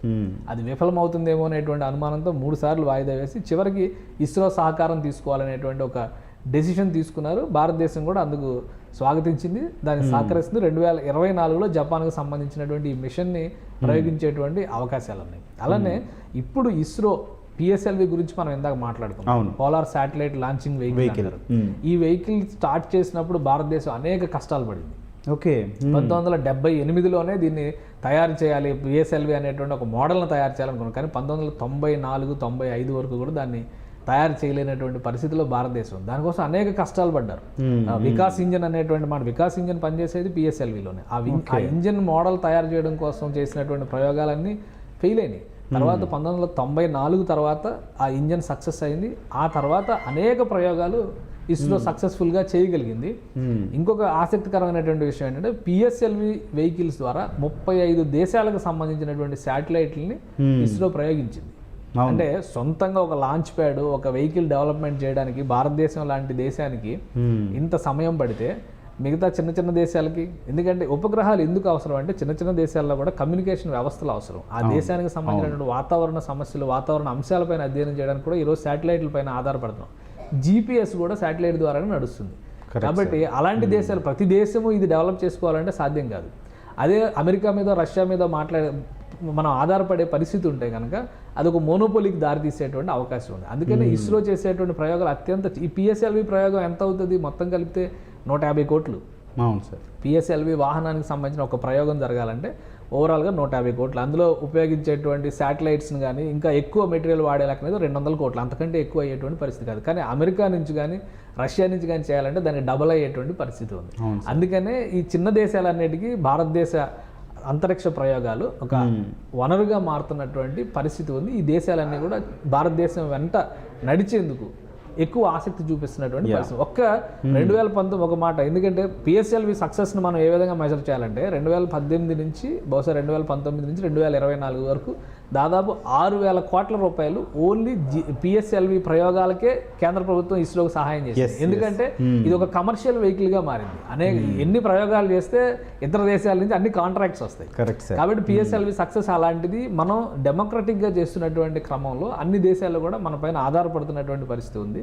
ప్లస్ ఆర్టమిస్ ఒప్పందంలో ఈ మధ్య కాలంలో భారతదేశం భాగస్వామి అయింది. గతంలో ఉన్నటువంటి అన్ని అభిప్రాయాలు చంద్రమండలంలోకి వెళ్తే మేము మా కంట్రోల్లోకి వస్తుంది, లేదంటే సూర్యుడి పైన చేసే ప్రయోగాలు మాకు మాత్రం మేము వేరే వాళ్ళకి డిస్క్లోజ్ చేయాల్సినటువంటి అవసరం లేదనేటువంటి పరిస్థితి పోయింది.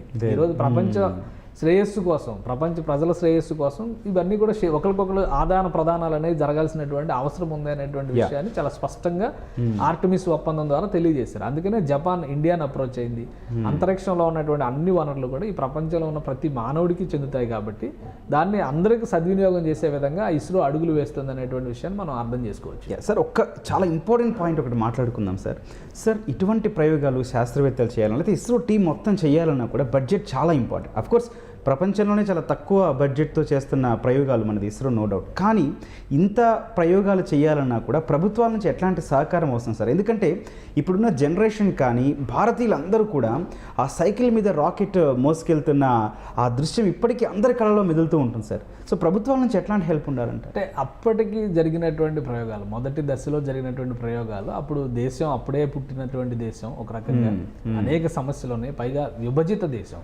అవును సార్. ఒక సమగ్ర దేశంగా ఉన్నటువంటి దేశాన్ని 2 ముక్కలు చేసి అనేక రకాల సామాజిక ఆర్థిక సమస్యలు ఉన్నటువంటి నేపథ్యంలో అప్పుడప్పుడే మనం అడుగులు వేయడం ప్రారంభించాం. కాబట్టి అప్పుడు చాలా సమస్యలు ఎదుర్కొన్నారు. అప్పుడు ఉన్నటువంటి రాజకీయ చిత్తశుద్ధి కూడా ఈ రంగం పైన అంత ఫోకస్ పెట్టడానికి అవకాశం ఉండేటువంటి పరిస్థితులు లేవు. కానీ అప్పుడు ఉన్నటువంటి శాస్త్రవేత్తలు నిజంగా ధైర్యశాలులు, వాళ్ళు ఈ దేశానికి దార్శనికులు. ఈ దేశానికి ఏది ఉపయోగపడుతుందో అది దిశానిర్దేశం చేసేటువంటి క్రమంలో దాన్ని ఛాలెంజింగ్గా తీసుకున్నారు. అదే క్రమంలో వాళ్ళు పనిచేశారు. ఇస్రో పుట్టినా కానీ, అటమిక్ రీసెర్చ్ సెంటర్ పుట్టినా కానీ, బార్క్ లాంటి సంస్థలు పుట్టినా కానీ, ఇవన్నీ కూడా అద్భుతమైనటువంటి విజయాలకి కారణాలుగా, వేదికలుగా మారడానికి ఆనాటి సైంటిస్టులు తీసుకున్నటువంటి నిర్ణయాలు. అందుకనే ఫాదర్ ఆఫ్ స్పేస్, ఎందుకని విక్రమ్ సారాభాయిని అంత ఇదిగా మనం పొగిడేటువంటి పరిస్థితి ఎందుకు ఉందంటే ప్రభుత్వాల నుంచి అంత సహకారం లభించకపోయినా కానీ మనం ఈ దేశం కోసం ఏదో ఒకటి చేసి చూపించాలని వాళ్ళ జీవితాలను త్యాగం చేసి ఆ అంశాల మీద పోరాడినటువంటి వాళ్ళు. మనం ఈ మధ్య ఒక సినిమా వచ్చింది రాకెటరీ అని చెప్పని, నంబి నారాయణ స్టోరీ చూస్తే ఇంత దేశభక్తులు, అంటే దేశం కోసం ఆయన యుద్ధం చేయాల్సినటువంటి అవసరం లేదు. ఈ దేశానికి ఒక అద్భుతమైనటువంటి విజయాన్ని ఆ రంగంలో అందిస్తే అదే అద్భుతమైనటువంటి యుద్ధంగా మనం భావించాల్సి ఉంటుంది. ఎంతమంది అనుమానించినా కానీ ఆ స్టోరీ, ఆయన లైఫ్ దీన్ని చూస్తే మనం వాటన్నిటిని అధిగమించి నిలబడారు. అలా శాస్త్రవేత్తలు నిలబడ్డారు, దానికి తగ్గట్టుగా ప్రయోగాలు చేశారు. ఇప్పుడు మొదటి ఉపగ్రహాన్ని మనం రష్యా సహకారంతో ప్రయోగిస్తే రెండో ఉపగ్రహాన్ని దేశీయంగా తయారు చేసి ట్రై చేసాం మనం. బట్ అది ఫెయిల్ అయి ఉండొచ్చు, కానీ అదొక అద్భుతమైనటువంటి స్ఫూర్తిగా, లేదంటే దాన్ని ఒక ఎక్స్పీరియన్స్గా ఈ దేశం తీసుకుంది. అలానే పిఎస్ఎల్వికి సంబంధించి ఎప్పుడు 1978లో ప్లానింగ్, ఎప్పుడు 1993-94లో సక్సెస్ రేట్ చూసాం మనం. అంటే అంత ఓపికగా, అంత చిత్తశుద్ధితో శాస్త్రవేత్తలు కృషి చేశారు కాబట్టి ఈరోజు పిఎస్ఎల్వి కానీ, జిఎస్ఎల్వి కానీ మనం సాధించిన క్రయోజనిక్ ఇంజిన్ విషయంలో అనేక కష్టాలను ఓర్చుకున్నటువంటి పరిస్థితి. అదే సమయంలో మన దేశంలో అణు పరీక్షలు జరగడం, టెక్నాలజీ బదలాయింపు అనేది లేకపోవడం, దేశీయంగా తయారు చేయడం అనడం, ఇవన్నీ కూడా అలా వచ్చినాయి. ఈరోజు ఆదిత్య-L1 మిషన్లో చూడండి, అందులో ఉపయోగించినటువంటి 7 పేలోడ్స్ కంప్లీట్గా దేశీయంగా తయారు చేసినటువంటి పేలోడ్స్. మనం మాత్రం మన దేశంలో ఉన్నటువంటి సంస్థలు, ఇస్రో అనుబంధ విభాగాలు వీటి నుంచి తయారు చేసినటువంటి, విదేశాల మీద ఆధారపడినటువంటి పరిస్థితి లేదు. ఇటువంటి టెక్నాలజీ ఉన్నప్పుడు ఏమైందంటే మనకి అనుభవంతో పాటు ఆ ఖర్చు నియంత్రణ అనేది కూడా మన చేతిలో ఉంటుంది. అలానే అవి విజయాల మోతాదు ఎక్కువగా ఉందనుకోండి, రాబోయేటువంటి రోజుల్లో అది అద్భుతమైనటువంటి మరిన్ని విజయాలకి ప్రాతిపదిక అయ్యేటువంటి అవకాశం ఉంటుంది. అందుకనే దీన్ని ఒక పాజిటివ్ కోణంలో చూడాలి, కానీ మనకు అవసరం లేని ప్రయోగంగా మనం పరిగణించడానికి ఎట్టి పరిస్థితుల్లో ఆస్కారం లేదు. Yeah sir right. కానీ చాలా చాలా వండర్స్ అయితే ఇండియన్ స్పేస్ మిషన్ అయితే క్రియేట్ చేయబోతుంది, నో డౌట్ సార్. ఎందుకంటే మనం చూస్తున్నాం ఎక్కడి నుంచి ఎక్కడికి జర్నీ స్టార్ట్ అయింది. ప్రపంచ దేశాలు ఈరోజు బాహ్యంగా పొగుడుతున్నా కూడా అందరంగా అక్కసు వెళ్ళగక్కుతున్న పరిస్థితి. ఆ కార్టూన్ కూడా ఇంకా మన మనసులో ఉంది సార్ నిజంగా. కానీ ఈరోజు మిషన్ ఆదిత్య, నిన్న చంద్రయాన్, రేపు గగన్యాన్, మొత్తం ఈ ప్రయోగాలన్నీ కూడా సార్ భారతదేశంలో ఉన్న ప్రజలకి ఎట్లాంటి మెసేజ్ వెళ్తుందని మీరు అనుకుంటున్నారు సార్? అంటే ఇంకా యా సార్, దీనికి వెళ్ళే ముందు ఒకసారి ఇస్రో నుంచి లైవ్ ఒకసారి చూద్దాం మనం. మరికొన్ని క్షణాల్లో ఆ L1 లాంగ్వేజ్ 1 పాయింట్లో ఏదైతే ఉపగ్రహం అనుకున్నారో దాన్ని నిర్దేశిత కక్షలో మరికొన్ని క్షణాల్లో ప్రవేశపెట్టబోతున్నారు. ఒకసారి లైవ్ చూద్దాం. वास्तविक डेटा है जो अब हम देख पा रहे हैं.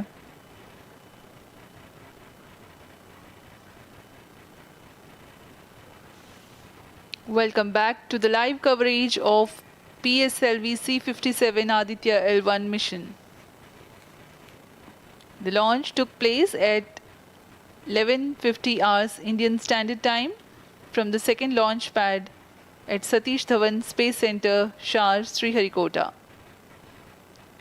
The first, second and third stage of the launch vehicle have performed normally, and the launch vehicle was in the no visibility range for the ground tracking stations. Shipborne terminal in Pacific Ocean has started to acquire signal 51 minutes into the flight.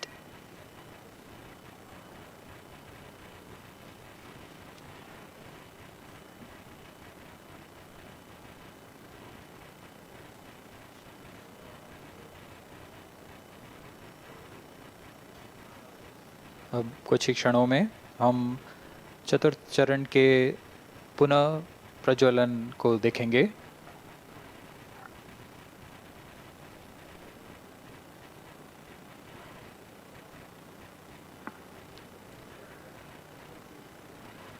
In the past 26 minutes or so, the ground trace for the flight was being updated by extrapolation.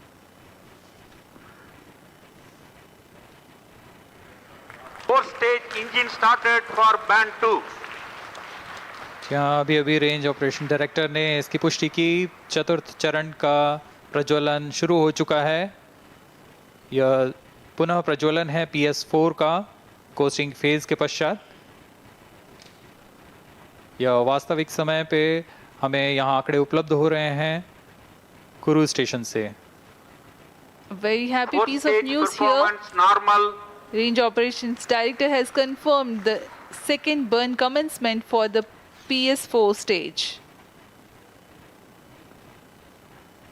Around 14 more minutes to go for the spacecraft injection.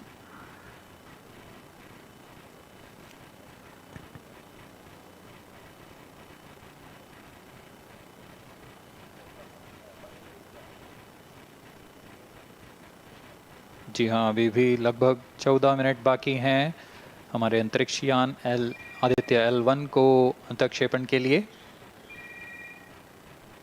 आपकी जानकारी के लिए बता दें कि इस कालावधि जब अंतरिक्ष यान या हमारा यान हमारी दृष्टि से दूर हो जाता है, इस कालावधि में ग्राउंड स्टेशन की दृष्टि से बाहर जा चुका होता है और यान के ऑन बोर्ड कंप्यूटर पर टेलीमेट्री स्टोरेज पर सर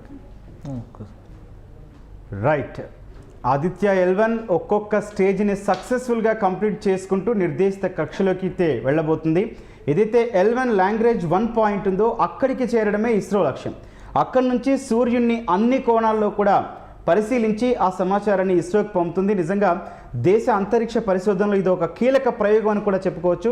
మనం చూస్తున్నాం ఇస్రో శాస్త్రవేత్తలు అందరూ కూడా చాలా కాన్ఫిడెంట్గా ఉన్నారు. ఎందుకంటే ప్రయోగం మొదలైనప్పటి నుంచి కూడా వాళ్ళు ప్రతి ఇన్ఫర్మేషన్ని ఇస్రో ద్వారా బయటికి ప్రకటిస్తూ ఉన్నారు. అందులోనూ చంద్రయాన్ ఇచ్చిన సక్సెస్ వాళ్ళ ముఖాల్లో ఇంకా కనిపిస్తూనే ఉంది. అది ఏ ప్రపంచంలో ఏ దేశానికి సాధ్యం కాని ఘనతని మన ఇస్రో శాస్త్రవేత్తలు సాధించారు. ఇప్పుడు కేవలం సూర్యుడిలో ఒక వంతు దూరం మాత్రమే ఇప్పుడు మనం ఆ మిషన్ని ప్రయోగించి అక్కడి నుంచి కావాల్సిన సమాచారాన్ని అయితే తీసుకుంటున్నారు. మరికొన్ని క్షణాల్లో సక్సెస్ అయితే కాబోతుంది. ఆ దృశ్యాలు కూడా మనకు కనిపిస్తున్నాయి. సార్ కేశవ్ సార్, మొత్తంగా ఈ సక్సెస్ జర్నీ అంతా చూసుకుంటే ఇంకా చాలా ఉంది చేయాల్సింది. మొత్తం భారతదేశ ప్రజలు దీన్ని ఎట్లా చూస్తున్నారు అనుకోవచ్చు సార్? ఇది దేశ ప్రజలకు ఒక అద్భుతమైనటువంటి ఉత్సాహాన్ని ఇచ్చేటువంటి విజయం. ఎందుకంటే సూర్యుడు దగ్గరికి వెళ్ళడము, సూర్యుడిని నేరుగా అబ్జర్వ్ చేయడము అనేది అత్యంత క్లిష్టమైన ప్రక్రియ అనుకుంటున్నటువంటి తరుణంలో నేరుగా మనం ఒక ఉపగ్రహాన్ని తీసుకెళ్లి సూర్యుడి ముందర నిలబెడుతున్నాం.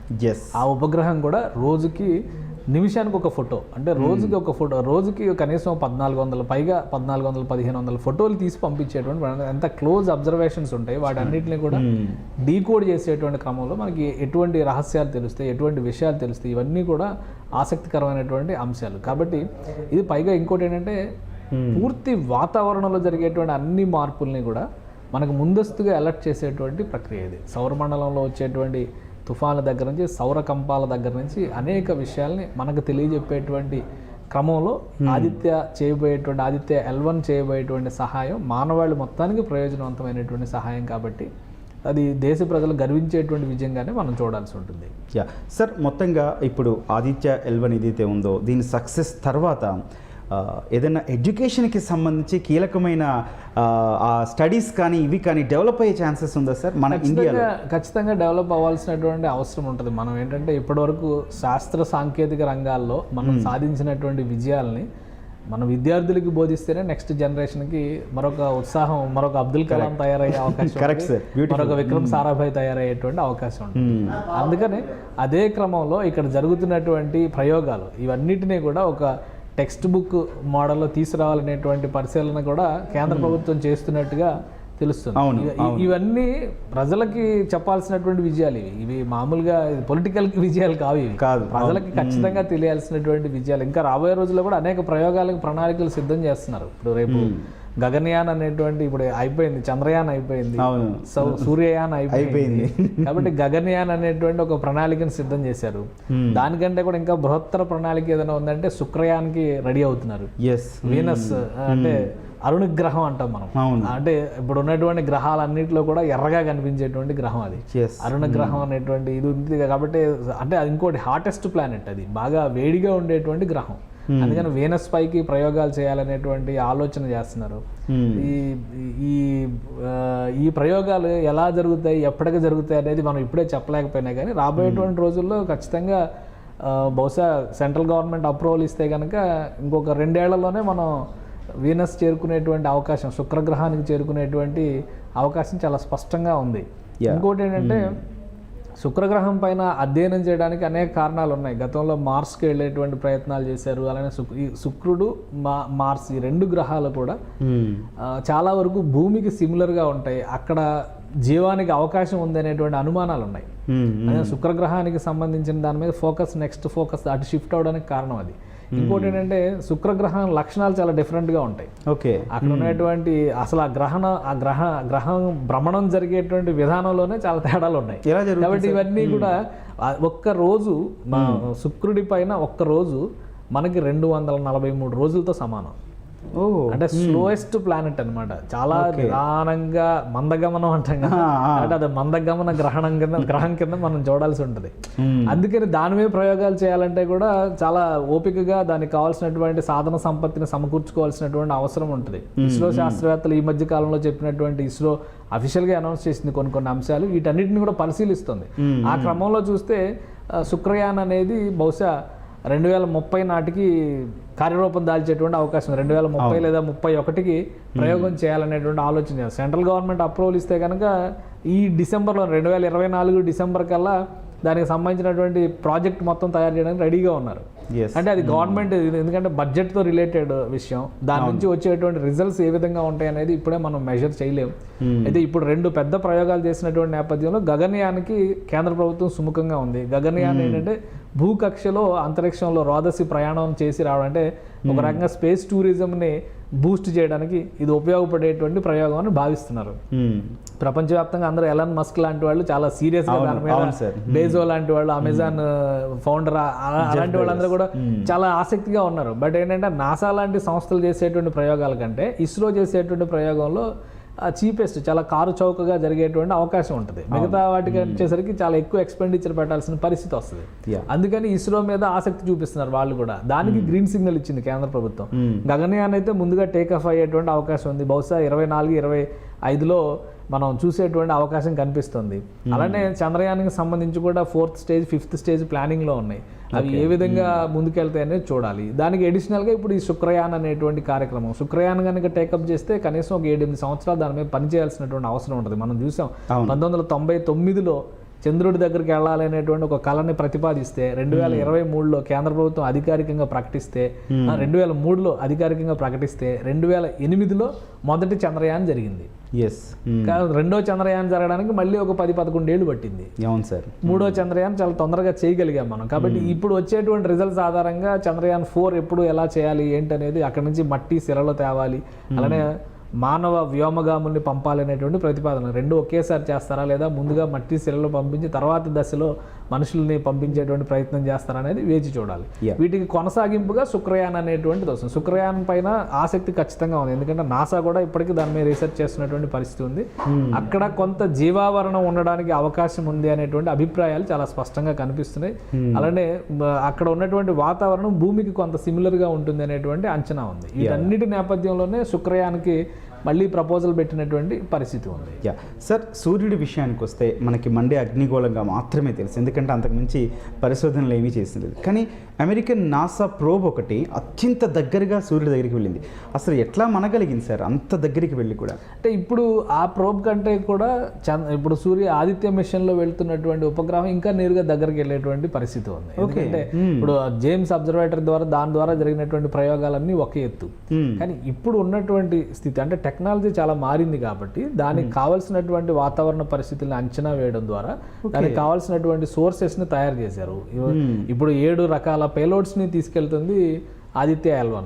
7 రకాల పేలోడ్స్ కూడా ఇంకొకటి, అది అక్కడ నిరంతరంగా అక్కడే ఉండి పనిచేస్తుంది. ఈ మిషన్ కనీసం 2.5 సంవత్సరాల నుంచి 3 సంవత్సరాల వరకు పనిచేస్తుంది అనేటువంటి ఒక అంచనాతో పంపిస్తున్నారు. శాటిలైట్కి ఒక లైఫ్ టైం ఉంటుంది, కాకపోతే అక్కడ ఉండేటువంటి టెంపరేచర్స్ని తట్టుకొని ఎంతకాలం అది మనగలుగుతుంది, అది ఆ అంశాల మీద ఆధారపడి ఉంటుంది. పైగా ఈ L1 లాగ్రేంజ్లో వచ్చేటువంటి సమస్య ఏంటంటే అది సూర్యగోళానికి నేరుగా అభిముఖంగా ఉండడం వల్ల సూర్య ధూళి ఎక్కువగా దాన్ని డిస్టర్బ్ చేసేటువంటి పరిస్థితి ఉంటుంది. ఒకవేళ అటువంటి పరిణామాలు ఏమైనా జరిగితే మనం ఆశించినంతకాలం ప్రయోగాలు చేయలేకపోవచ్చు. అందుకనే ఎక్కువ పెట్టకుండా చాలా సింపుల్గా ఆల్మోస్ట్ 400 కోట్ల రూపాయల లోపే ఒక బడ్జెట్ ప్లాన్ చేసుకొని చాలా సింపుల్గా ఈ ఉపగ్రహాన్ని పంపించినటువంటి పరిస్థితి ఉంది. ఈ 2 అంశాలను దృష్టిలో పెట్టుకొని నాసా కూడా ఈ పరిశోధనలో భాగం పంచుకోవడానికి, రాబోయేటువంటి సమాచారాన్ని డీకోడ్ చేయడంలో ఇచ్చిపుచ్చుకునేటువంటి ప్రయత్నాలు చేయడంలో కూడా నాసా కూడా దీనికి సపోర్ట్ చేస్తున్నటువంటి పరిస్థితి ఉంది. ఇది సక్సెస్ అయితే సూర్యుడికి ఇంకా దగ్గరగా వెళ్ళడానికి లేదా సూర్యుడికి సంబంధించిన రహస్యాలు ఇంకా ఎక్కువ, ముఖ్యంగా సౌర వాతావరణంలో జరిగేటువంటి మార్పులు మొత్తం సౌర కుటుంబం పైన ప్రభావం చూపించేటువంటి మార్పులు. రేడియేషన్, విపరీతమైనటువంటి రేడియేషన్ అక్కడ వస్తుంది.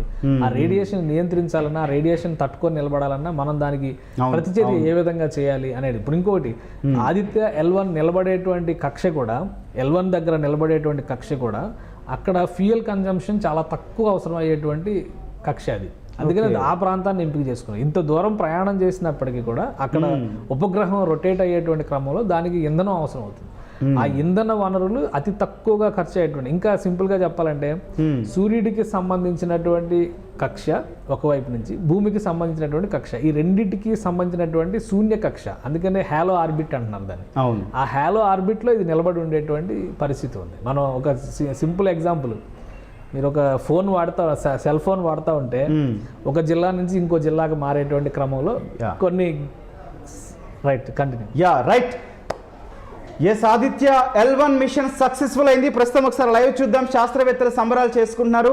ఒకసారి లైవ్ ప్లే చేయండి. Aditya-L1 को पूर्ण परिशुद्धता से इसके निर्धारित कक्षा में स्थापित कर दिया गया है. इसके बाद वह अपने आगे की सफ़र जारी रखेगा L1 पॉइंट के लिए. Do join us for the address by Chairman ISRO Secretary Department of Space Shri S. Somnath. Right. సగర్వంగా తలెత్తుకుంటున్నాం భారతీయులందరం కూడా. నిజంగా ఇస్రో చేసిన ప్రతి ప్రయోగం ఇప్పటివరకు సక్సెస్. సోమనాథ్ గారు ఇస్రో చైర్మన్ చూస్తున్నాం, ఆయన ముఖంలో సంతోషం. మాధవన్ నాయర్ ప్రీవియస్ చైర్మన్ గారు వచ్చారు, కేంద్ర ప్రభుత్వం నుంచి ప్రతినిధులు కూడా వచ్చారు. చాలా గ్రేట్ అని చెప్పొచ్చు. ఆ L1 కక్షలో ఇప్పటికే ప్రపంచ దేశాలు ఎన్నో ప్రయోగాలు చేశాయి. రైట్, ప్రస్తుతం ఇస్రో చైర్మన్ మాట్లాడుతున్నారు, లైవ్ చూద్దాం. Congratulations The Aditya-L1 spacecraft has been injected in an elliptical orbit of 235 by 19,500 kilometers, which is intended very precisely by the PSLV, very unique mission mode here, with the upper stage of the PSLV taking 2 burn sequence for injecting the primary satellite for the first time. So I want to congratulate PSLV for such a very different mission approach today to do this mission of Aditya-L1 to put it in the right orbit. Now, from now, the Aditya-L1 will take its journey after some Earth maneuvers. It will start its journey to the L1 point, a very long journey of almost 125 days. So let us wish all the very best to Aditya spacecraft for its long journey and being put around the halo orbit of L1. So with me, the mission executives are there. Mr. Biju, the mission director, and Nigar Shahji, the director of the satellite project. So let them join me.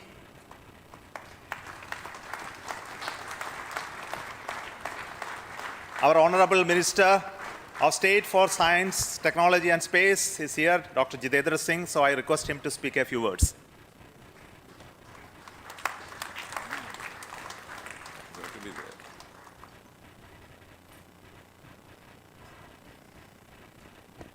Congratulations, India.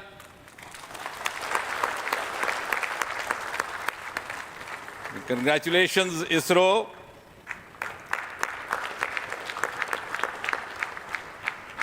And while the whole world watched this with bated breath, it is indeed a sunshine moment for India.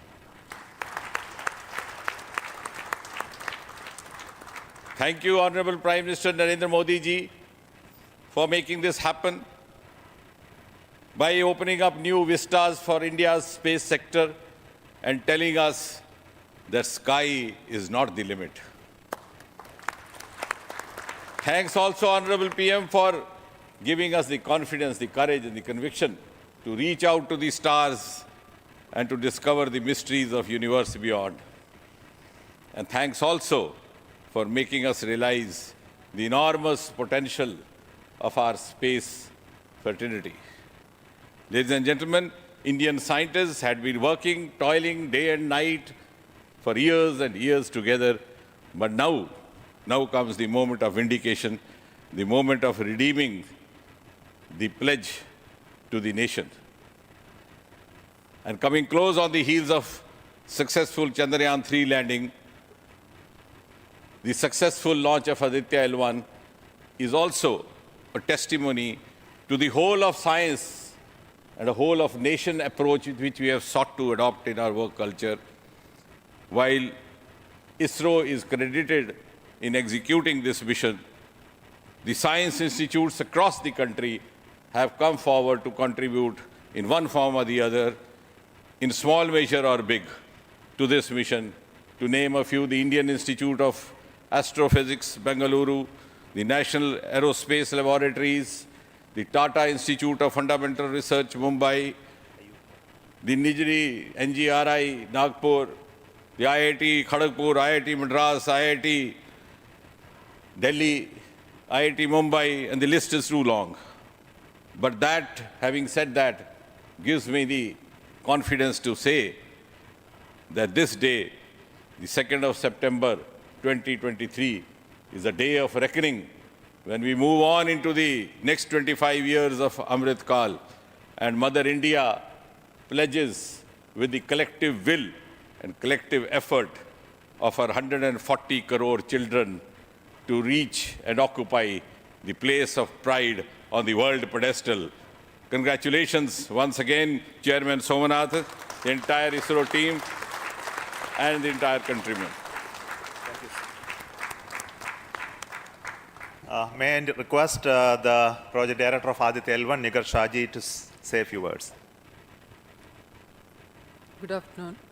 It's a dream come true for Team Aditya-L1, and I'm extremely happy that Aditya-L1 is injected into the intended orbit flawlessly by PSLV as always. And Aditya-L1 solar panels are deployed, and the spacecraft to be normal. And Aditya-L1 has started its 125 days of long journey towards L1. We have our Earth burns to rise the orbit, and followed by the trans-L1 injection, and finally insertion into the halo orbit in the Sun-Earth Lagrange point L1. Once the Aditya is commissioned, it will be an asset to the heliophysics of the country and even to the global scientific fraternity. And I take this opportunity to thank Chairman ISRO, Director URSC, former Director URSC, and all the center directors for their support and guidance for making this mission possible. And my thanks are due to my project team and all the project executives across the center, payload teams, especially the teams from the IAA and IUCA, for the relentless effort in building the payload as well as the spacecraft. And my special thanks to the expert committee who have been guiding all through the entire project life cycle. And I thank all the industrial partners and the entire URSC team for their invaluable contribution. And I feel really honored and privileged to be part of this mission. And at this juncture, I would like to remember Professor U.R. Rao, who sowed the seed for this mission, and looking forward for a successful halo orbit insertion and further great science output from the Aditya-L1 mission. Thank you all. Sri Biju, the mission director and the project director of PSLV. Good afternoon to all. My big salute to all of you for achieving this wonderful mission of Aditya. We have injected Aditya in its intermediate orbit. PSLV in its 59th mission has successfully accomplished injecting Aditya-L1 in its intermediate orbit. It's all because of the dedicated effort of all of you.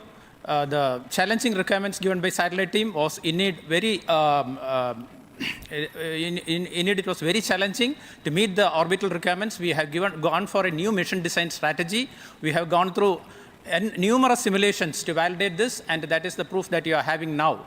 I take this opportunity to thank each and every one of you for achieving this wonderful mission. I take this opportunity to thank all my review forums, chairman and members of all review forums, and our industry partners for giving high reliable systems for PSLV, and all our family members. With this, our capability of PSLV has increased manifold to venture into new missions, to new and challenging missions. I take this opportunity to thank my project team led by our Sri M.J. Lal, as well as Damodaran, Vehicle Director and Associate Vehicle Director, in leading the entire campaign. I wish our satellite team an excellent time ahead for completing all the operations and completing all scientific objectives they have envisaged. Thank you all. Thank you very much.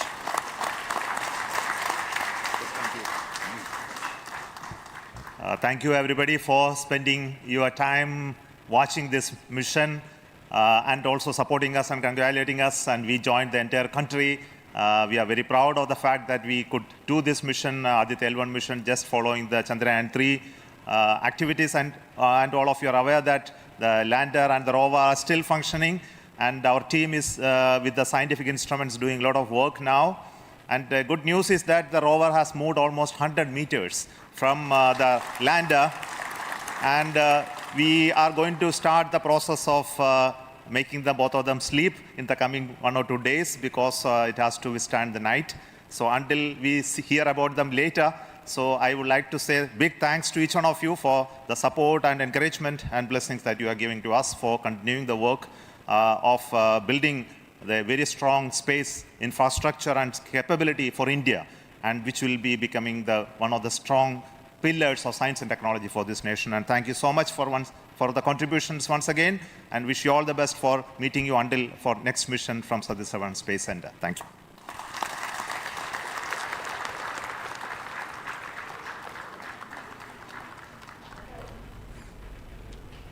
Right, నిజంగా grand success అని చెప్పొచ్చు ఆదిత్య-L1 machine.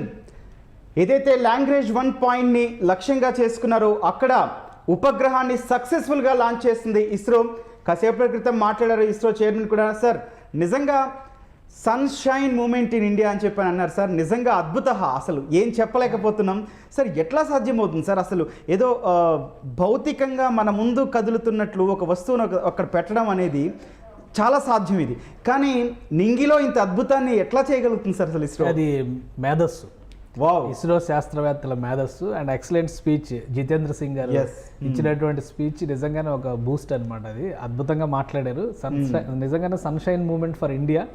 ఇప్పుడు ఒక ఏదైతే ఉజ్వల స్థితిని ఊహించి 50 ఏళ్ల క్రిందట విక్రమ్ సారాభాయ్ లాంటి వాళ్ళు ఒక మొక్క నాటారో దాని ఫలితాలు ఇప్పుడు ఆల్రెడీ ఆమె ప్రకటించారు. యుఆర్ రావు గారు నిజంగానే ఒక తెలుగు గ్రేట్ సైంటిస్ట్. ఆయన మన హైదరాబాద్ నుంచి ఆయన ఎన్నో రకాలుగా అంతరిక్ష సేవల విషయంలో అన్ని స్పేస్ సెంటర్కి సంబంధించినటువంటి వింగ్స్ కూడా యుఆర్ రావు పేరే పెట్టారు. అంత గొప్ప వ్యక్తి ఆయన. దార్శనికత, సూర్యుడి దగ్గరికి వెళ్ళడం అనేటువంటి మాట చెప్పడం అనేది అది వినడానికి మనకు కూడా చాలా గర్వకారణంగా అనిపించేటువంటి అంశం. ఆ రోజు చేసినటువంటి ఆలోచన ఈరోజు కార్యరూపం దాల్చింది. 125 రోజుల సుదీర్ఘ ప్రయాణానికి ఆదిత్య సిద్ధమైనటువంటి పరిస్థితి. L1 రేంజ్కి చేరుకోవడానికి జరిగేటువంటి జర్నీ అదంతా కూడా సక్సెస్ఫుల్గా జరగాలని కోరుకుందాం. ఆశించినటువంటి కక్షలోకి Aditya-L1 మిషన్ చేరుకోవాలి. అలానే అనేక అంశాలు, అనేక టాస్కులను దానికి ఇచ్చారు. అవన్నీ కూడా సక్సెస్ఫుల్గా పూర్తి చేయాలి. విశ్వ మానవాళికి ముఖ్యంగా హీలియో ఫిజిక్స్లో చాలా అద్భుతమైనటువంటి మార్పులకి ఇది వేదిక కాబోతుంది అనేటువంటి మాట చెప్పారు. అంటే సూర్యగోళం మొత్తం కూడా హైడ్రోజన్ హీలియం కాంబినేషన్తో అందులో జరిగేటువంటి రసాయన చర్యతో జరిగేటువంటి శక్తి పుడుతుంది. ఆ శక్తే ఇప్పుడు సౌరమండలానికి మొత్తానికి కూడా సోర్స్ ఆఫ్ ఎనర్జీ అనేటువంటి నమ్మకం ఉంది. దానికి సంబంధించినటువంటి కొత్త ఆవిష్కరణలు జరగడానికి ఒక ప్రాతిపదిక కావాలి Aditya-L1 అనేది మనం ఆశించగలం. అలానే ఇంకొక మంచి మాట ఏంటంటే ఇస్రో సాధించినటువంటి విజయాల్లో ఇది ఇంకొక అడుగు ముందుకు వేయబోయేటువంటి విజయంగా కాబోతుంది. రాబోయే రోజుల్లో ఇంకొన్ని అద్భుతాలు చేయబోతున్నాం అనేటువంటి మాట చెప్పారు. కాబట్టి ఖచ్చితంగా రాబోయేటువంటి రోజుల్లో ఇస్రో అంతరిక్షానికి సంబంధించినటువంటి ఒక ఉజ్వల సంస్థగా మారేటువంటి అవకాశాలు చాలా స్పష్టంగా కనిపిస్తున్నాయి. ఈ విజయాలు శాస్త్రవేత్తల్లో, శాస్త్ర సాంకేతిక రంగాల్లోకి రావాలనేటువంటి యువతలో, బాలబాలికల్లో, విద్యార్థుల్లో కూడా ఉత్సాహాన్ని నింపేటువంటి విజయాలుగానే మనం చూడాల్సి ఉంటుంది. సార్ ఇప్పుడు నెక్స్ట్ ఏం జరగబోతుంది సార్? ఇప్పుడు ఈ ఉపగ్రహం నెక్స్ట్ ఏం చేయబోతుంది? ఇప్పుడు చేస్తున్నటువంటి ప్రయోగాలు ఒక రకంగా ఆదిత్య మిషన్కి సంబంధించి మన పని పూర్తయింది. అంటే కర్మ సిద్ధాంతం ప్రకారం మనం ఏం చేయాలో అది చేసేసాం. ఇంకా జరగాల్సింది పైన నిర్దేశం జరుగుతుంది. కాబట్టి 125 రోజులు దాన్ని సజావుగా వెళ్తుందా లేదా అనేటువంటి అబ్జర్వేషన్తోనే ఇస్రో శాస్త్రవేత్తల బృందం అంతా కూడా గడిపేటువంటి అవకాశం ఉంది. తర్వాత అది L1 రేంజ్ కంటే లాగ్రేంజ్ L1కి రీచ్ అయిన తర్వాత జరిగేటువంటి పరిణామాలు చాలా ముఖ్యమైనటువంటి పరిణామాలు. అందులో ఒక 7 రకాల పేలోడ్స్ని ప్రయోగిస్తున్నటువంటి పరిస్థితి ఉంది. Solar ultra violet imaging telescope అనే ఒకదాన్ని ఈ పేలోడ్లో భాగంగా తీసుకెళ్తుంది మన Aditya-L1. ఇది రాబోయేటువంటి రోజుల్లో అక్కడ ఫోటోస్పియర్లోను, క్రోమోస్పియర్లోను జరగబోయేటువంటి అతి నీల లోహిత కిరణాలు, మనం అల్ట్రా వైలెట్ రైస్ అంటాం, అది భూమిని తాకితే మనం ఎంత ఇబ్బంది పడుతున్నామో మనకు తెలుసు. దానికి సంబంధించినటువంటి రహస్యాన్ని ఛేదించేటువంటి ప్రయత్నం ఈ మిషన్ చేయబోతుంది. రెండవది వచ్చేసి విజిబుల్ ఎమిషన్ లైవ్ కార్టోగ్రాఫ్ అనేటువంటి, కరోనాగ్రాఫ్ అనేటువంటి ఒకదాన్ని ప్రయోగించారు. అది చాలా ముఖ్యమైనటువంటిది. ఎందుకంటే ఇందాక మనం అనుకున్నట్టుగా నిమిషానికి ఒక ఫోటో చొప్పున ప్రతి కదలికని కూడా పిక్చరైజ్ చేసేటువంటి ప్రక్రియని దానిలో పొందుపరిచారు. అది చాలా కీలకమైనటువంటి అంశం. బెంగళూరులో ఉన్నటువంటి యుఆర్ రావు స్పేస్ రీసెర్చ్ సెంటర్ దాన్ని డెవలప్ చేసింది. దాని బాధ్యత కూడా ఏంటంటే ప్రతి నిమిషం గమనించడం, సౌరమండలంలో ముఖ్యంగా సూర్యుడి గోళం లోపల జరుగుతున్నటువంటి పరిణామాలు, అక్కడ జరుగుతున్నటువంటి మార్పులు చేర్పులు, వాటిపైన పరిశోధనలు చేయడానికి కావాల్సినటువంటి ఇది వస్తుంది. అలానే దానిలో ఇంకా చాలా ఉన్నాయి. స్పెక్ట్రోమీటర్స్ పెట్టారు, ఎలా అయితే చంద్రయాన్లో ఉపయోగించారో అలానే ఎక్స్రే దీనికి సంబంధించినటువంటి పేలోడ్స్ ఉన్నాయి. టోటల్గా ఆ పరిణామ క్రమాన్ని మొత్తాన్ని కూడా అది స్కాన్ చేసి ఓవరాల్గా అంటే సూర్యగోళంలో జరుగుతున్నటువంటి ప్రతి మార్పుని, అందులో వస్తున్నటువంటి రేణువుల్ని, ముఖ్యంగా ధూళి, సౌర ధూళితో ఏదైతే మనం విపత్తులు ఎదుర్కొంటున్నామో, అంతరిక్షంలో ఎదుర్కొన్నటువంటి విపత్తుల్ని ముందుగా పసిగట్టడానికి ఒక కీలకమైనటువంటి మిషన్గా Aditya-L1 మారబోయేటువంటి అవకాశం ఉంది. ఈ విజయం తర్వాత ఇస్రో మరిన్ని ప్రయోగాలకు సిద్ధమవుతాం అయితే చాలా కాన్ఫిడెంట్గా కనిపిస్తుంది. సార్ ఇప్పటికే గ్రహణాలకు సంబంధించి కానీ, సూర్యుడి పరిభ్రమణం కానీ, అట్లాగే సూర్యగోళంపై ఉండే రకరకాల అంశాల్లో కొన్ని అపోహలు ఉన్నమాట వాస్తవం. సార్ వీటికి సంబంధించి క్లారిటీ వచ్చే అవకాశం ఉందా? ఖచ్చితంగా క్లారిటీ వస్తానికి అవకాశం ఉంది. ఎందుకంటే సూర్యుడికి భూమికి మధ్య ఉన్నటువంటి దూరం మనం ఆల్రెడీ అనుకున్నాం 15 కోట్ల కిలోమీటర్ల కింద లెక్కేసుకుంటే ఇప్పుడు మనం 15 లక్షల కిలోమీటర్ల దూరంలో ఒక అబ్జర్వేటరీని పెట్టాం. అటు నుంచి ఇటు రాబోయేటువంటి ప్రతి అంశాన్ని కూడా స్కాన్ చేయడానికి కావాల్సినటువంటి వ్యవస్థల్ని అందులో శాస్త్రవేత్తలు పొందుపరిచారు. కాబట్టి ముందుగా వీటిని గమనించడానికి ఇప్పుడు వెదర్ అప్డేట్స్ మనం ఏ విధంగా అయితే తీసుకుంటామో ఆ విధంగానే అక్కడ సౌరమండలంలో జరిగేటువంటి అప్డేట్స్ని, సౌర తుఫానుల్ని, సౌర కంపాలు అంటారు. ఇప్పుడు ఈ బ్లాస్టింగ్స్ జరిగేటువంటి క్రమంలో ముఖ్యంగా రేడియేషన్ విపరీతంగా వస్తుంది. అల్ట్రావైలెట్ రేస్ దగ్గర నుంచి రేడియేషన్ వరకు ఇవన్నీ కూడా మానవులకి ఇబ్బందికరమైనటువంటి పరిణామాలే. వీటన్నిటిని నియంత్రించడానికి ముందుగా సమాచారాన్ని ఆదిత్య-L1 పంపించడానికి 100% అవకాశం ఉందనేది శాస్త్రవేత్తలు నమ్ముతున్నటువంటి మాట.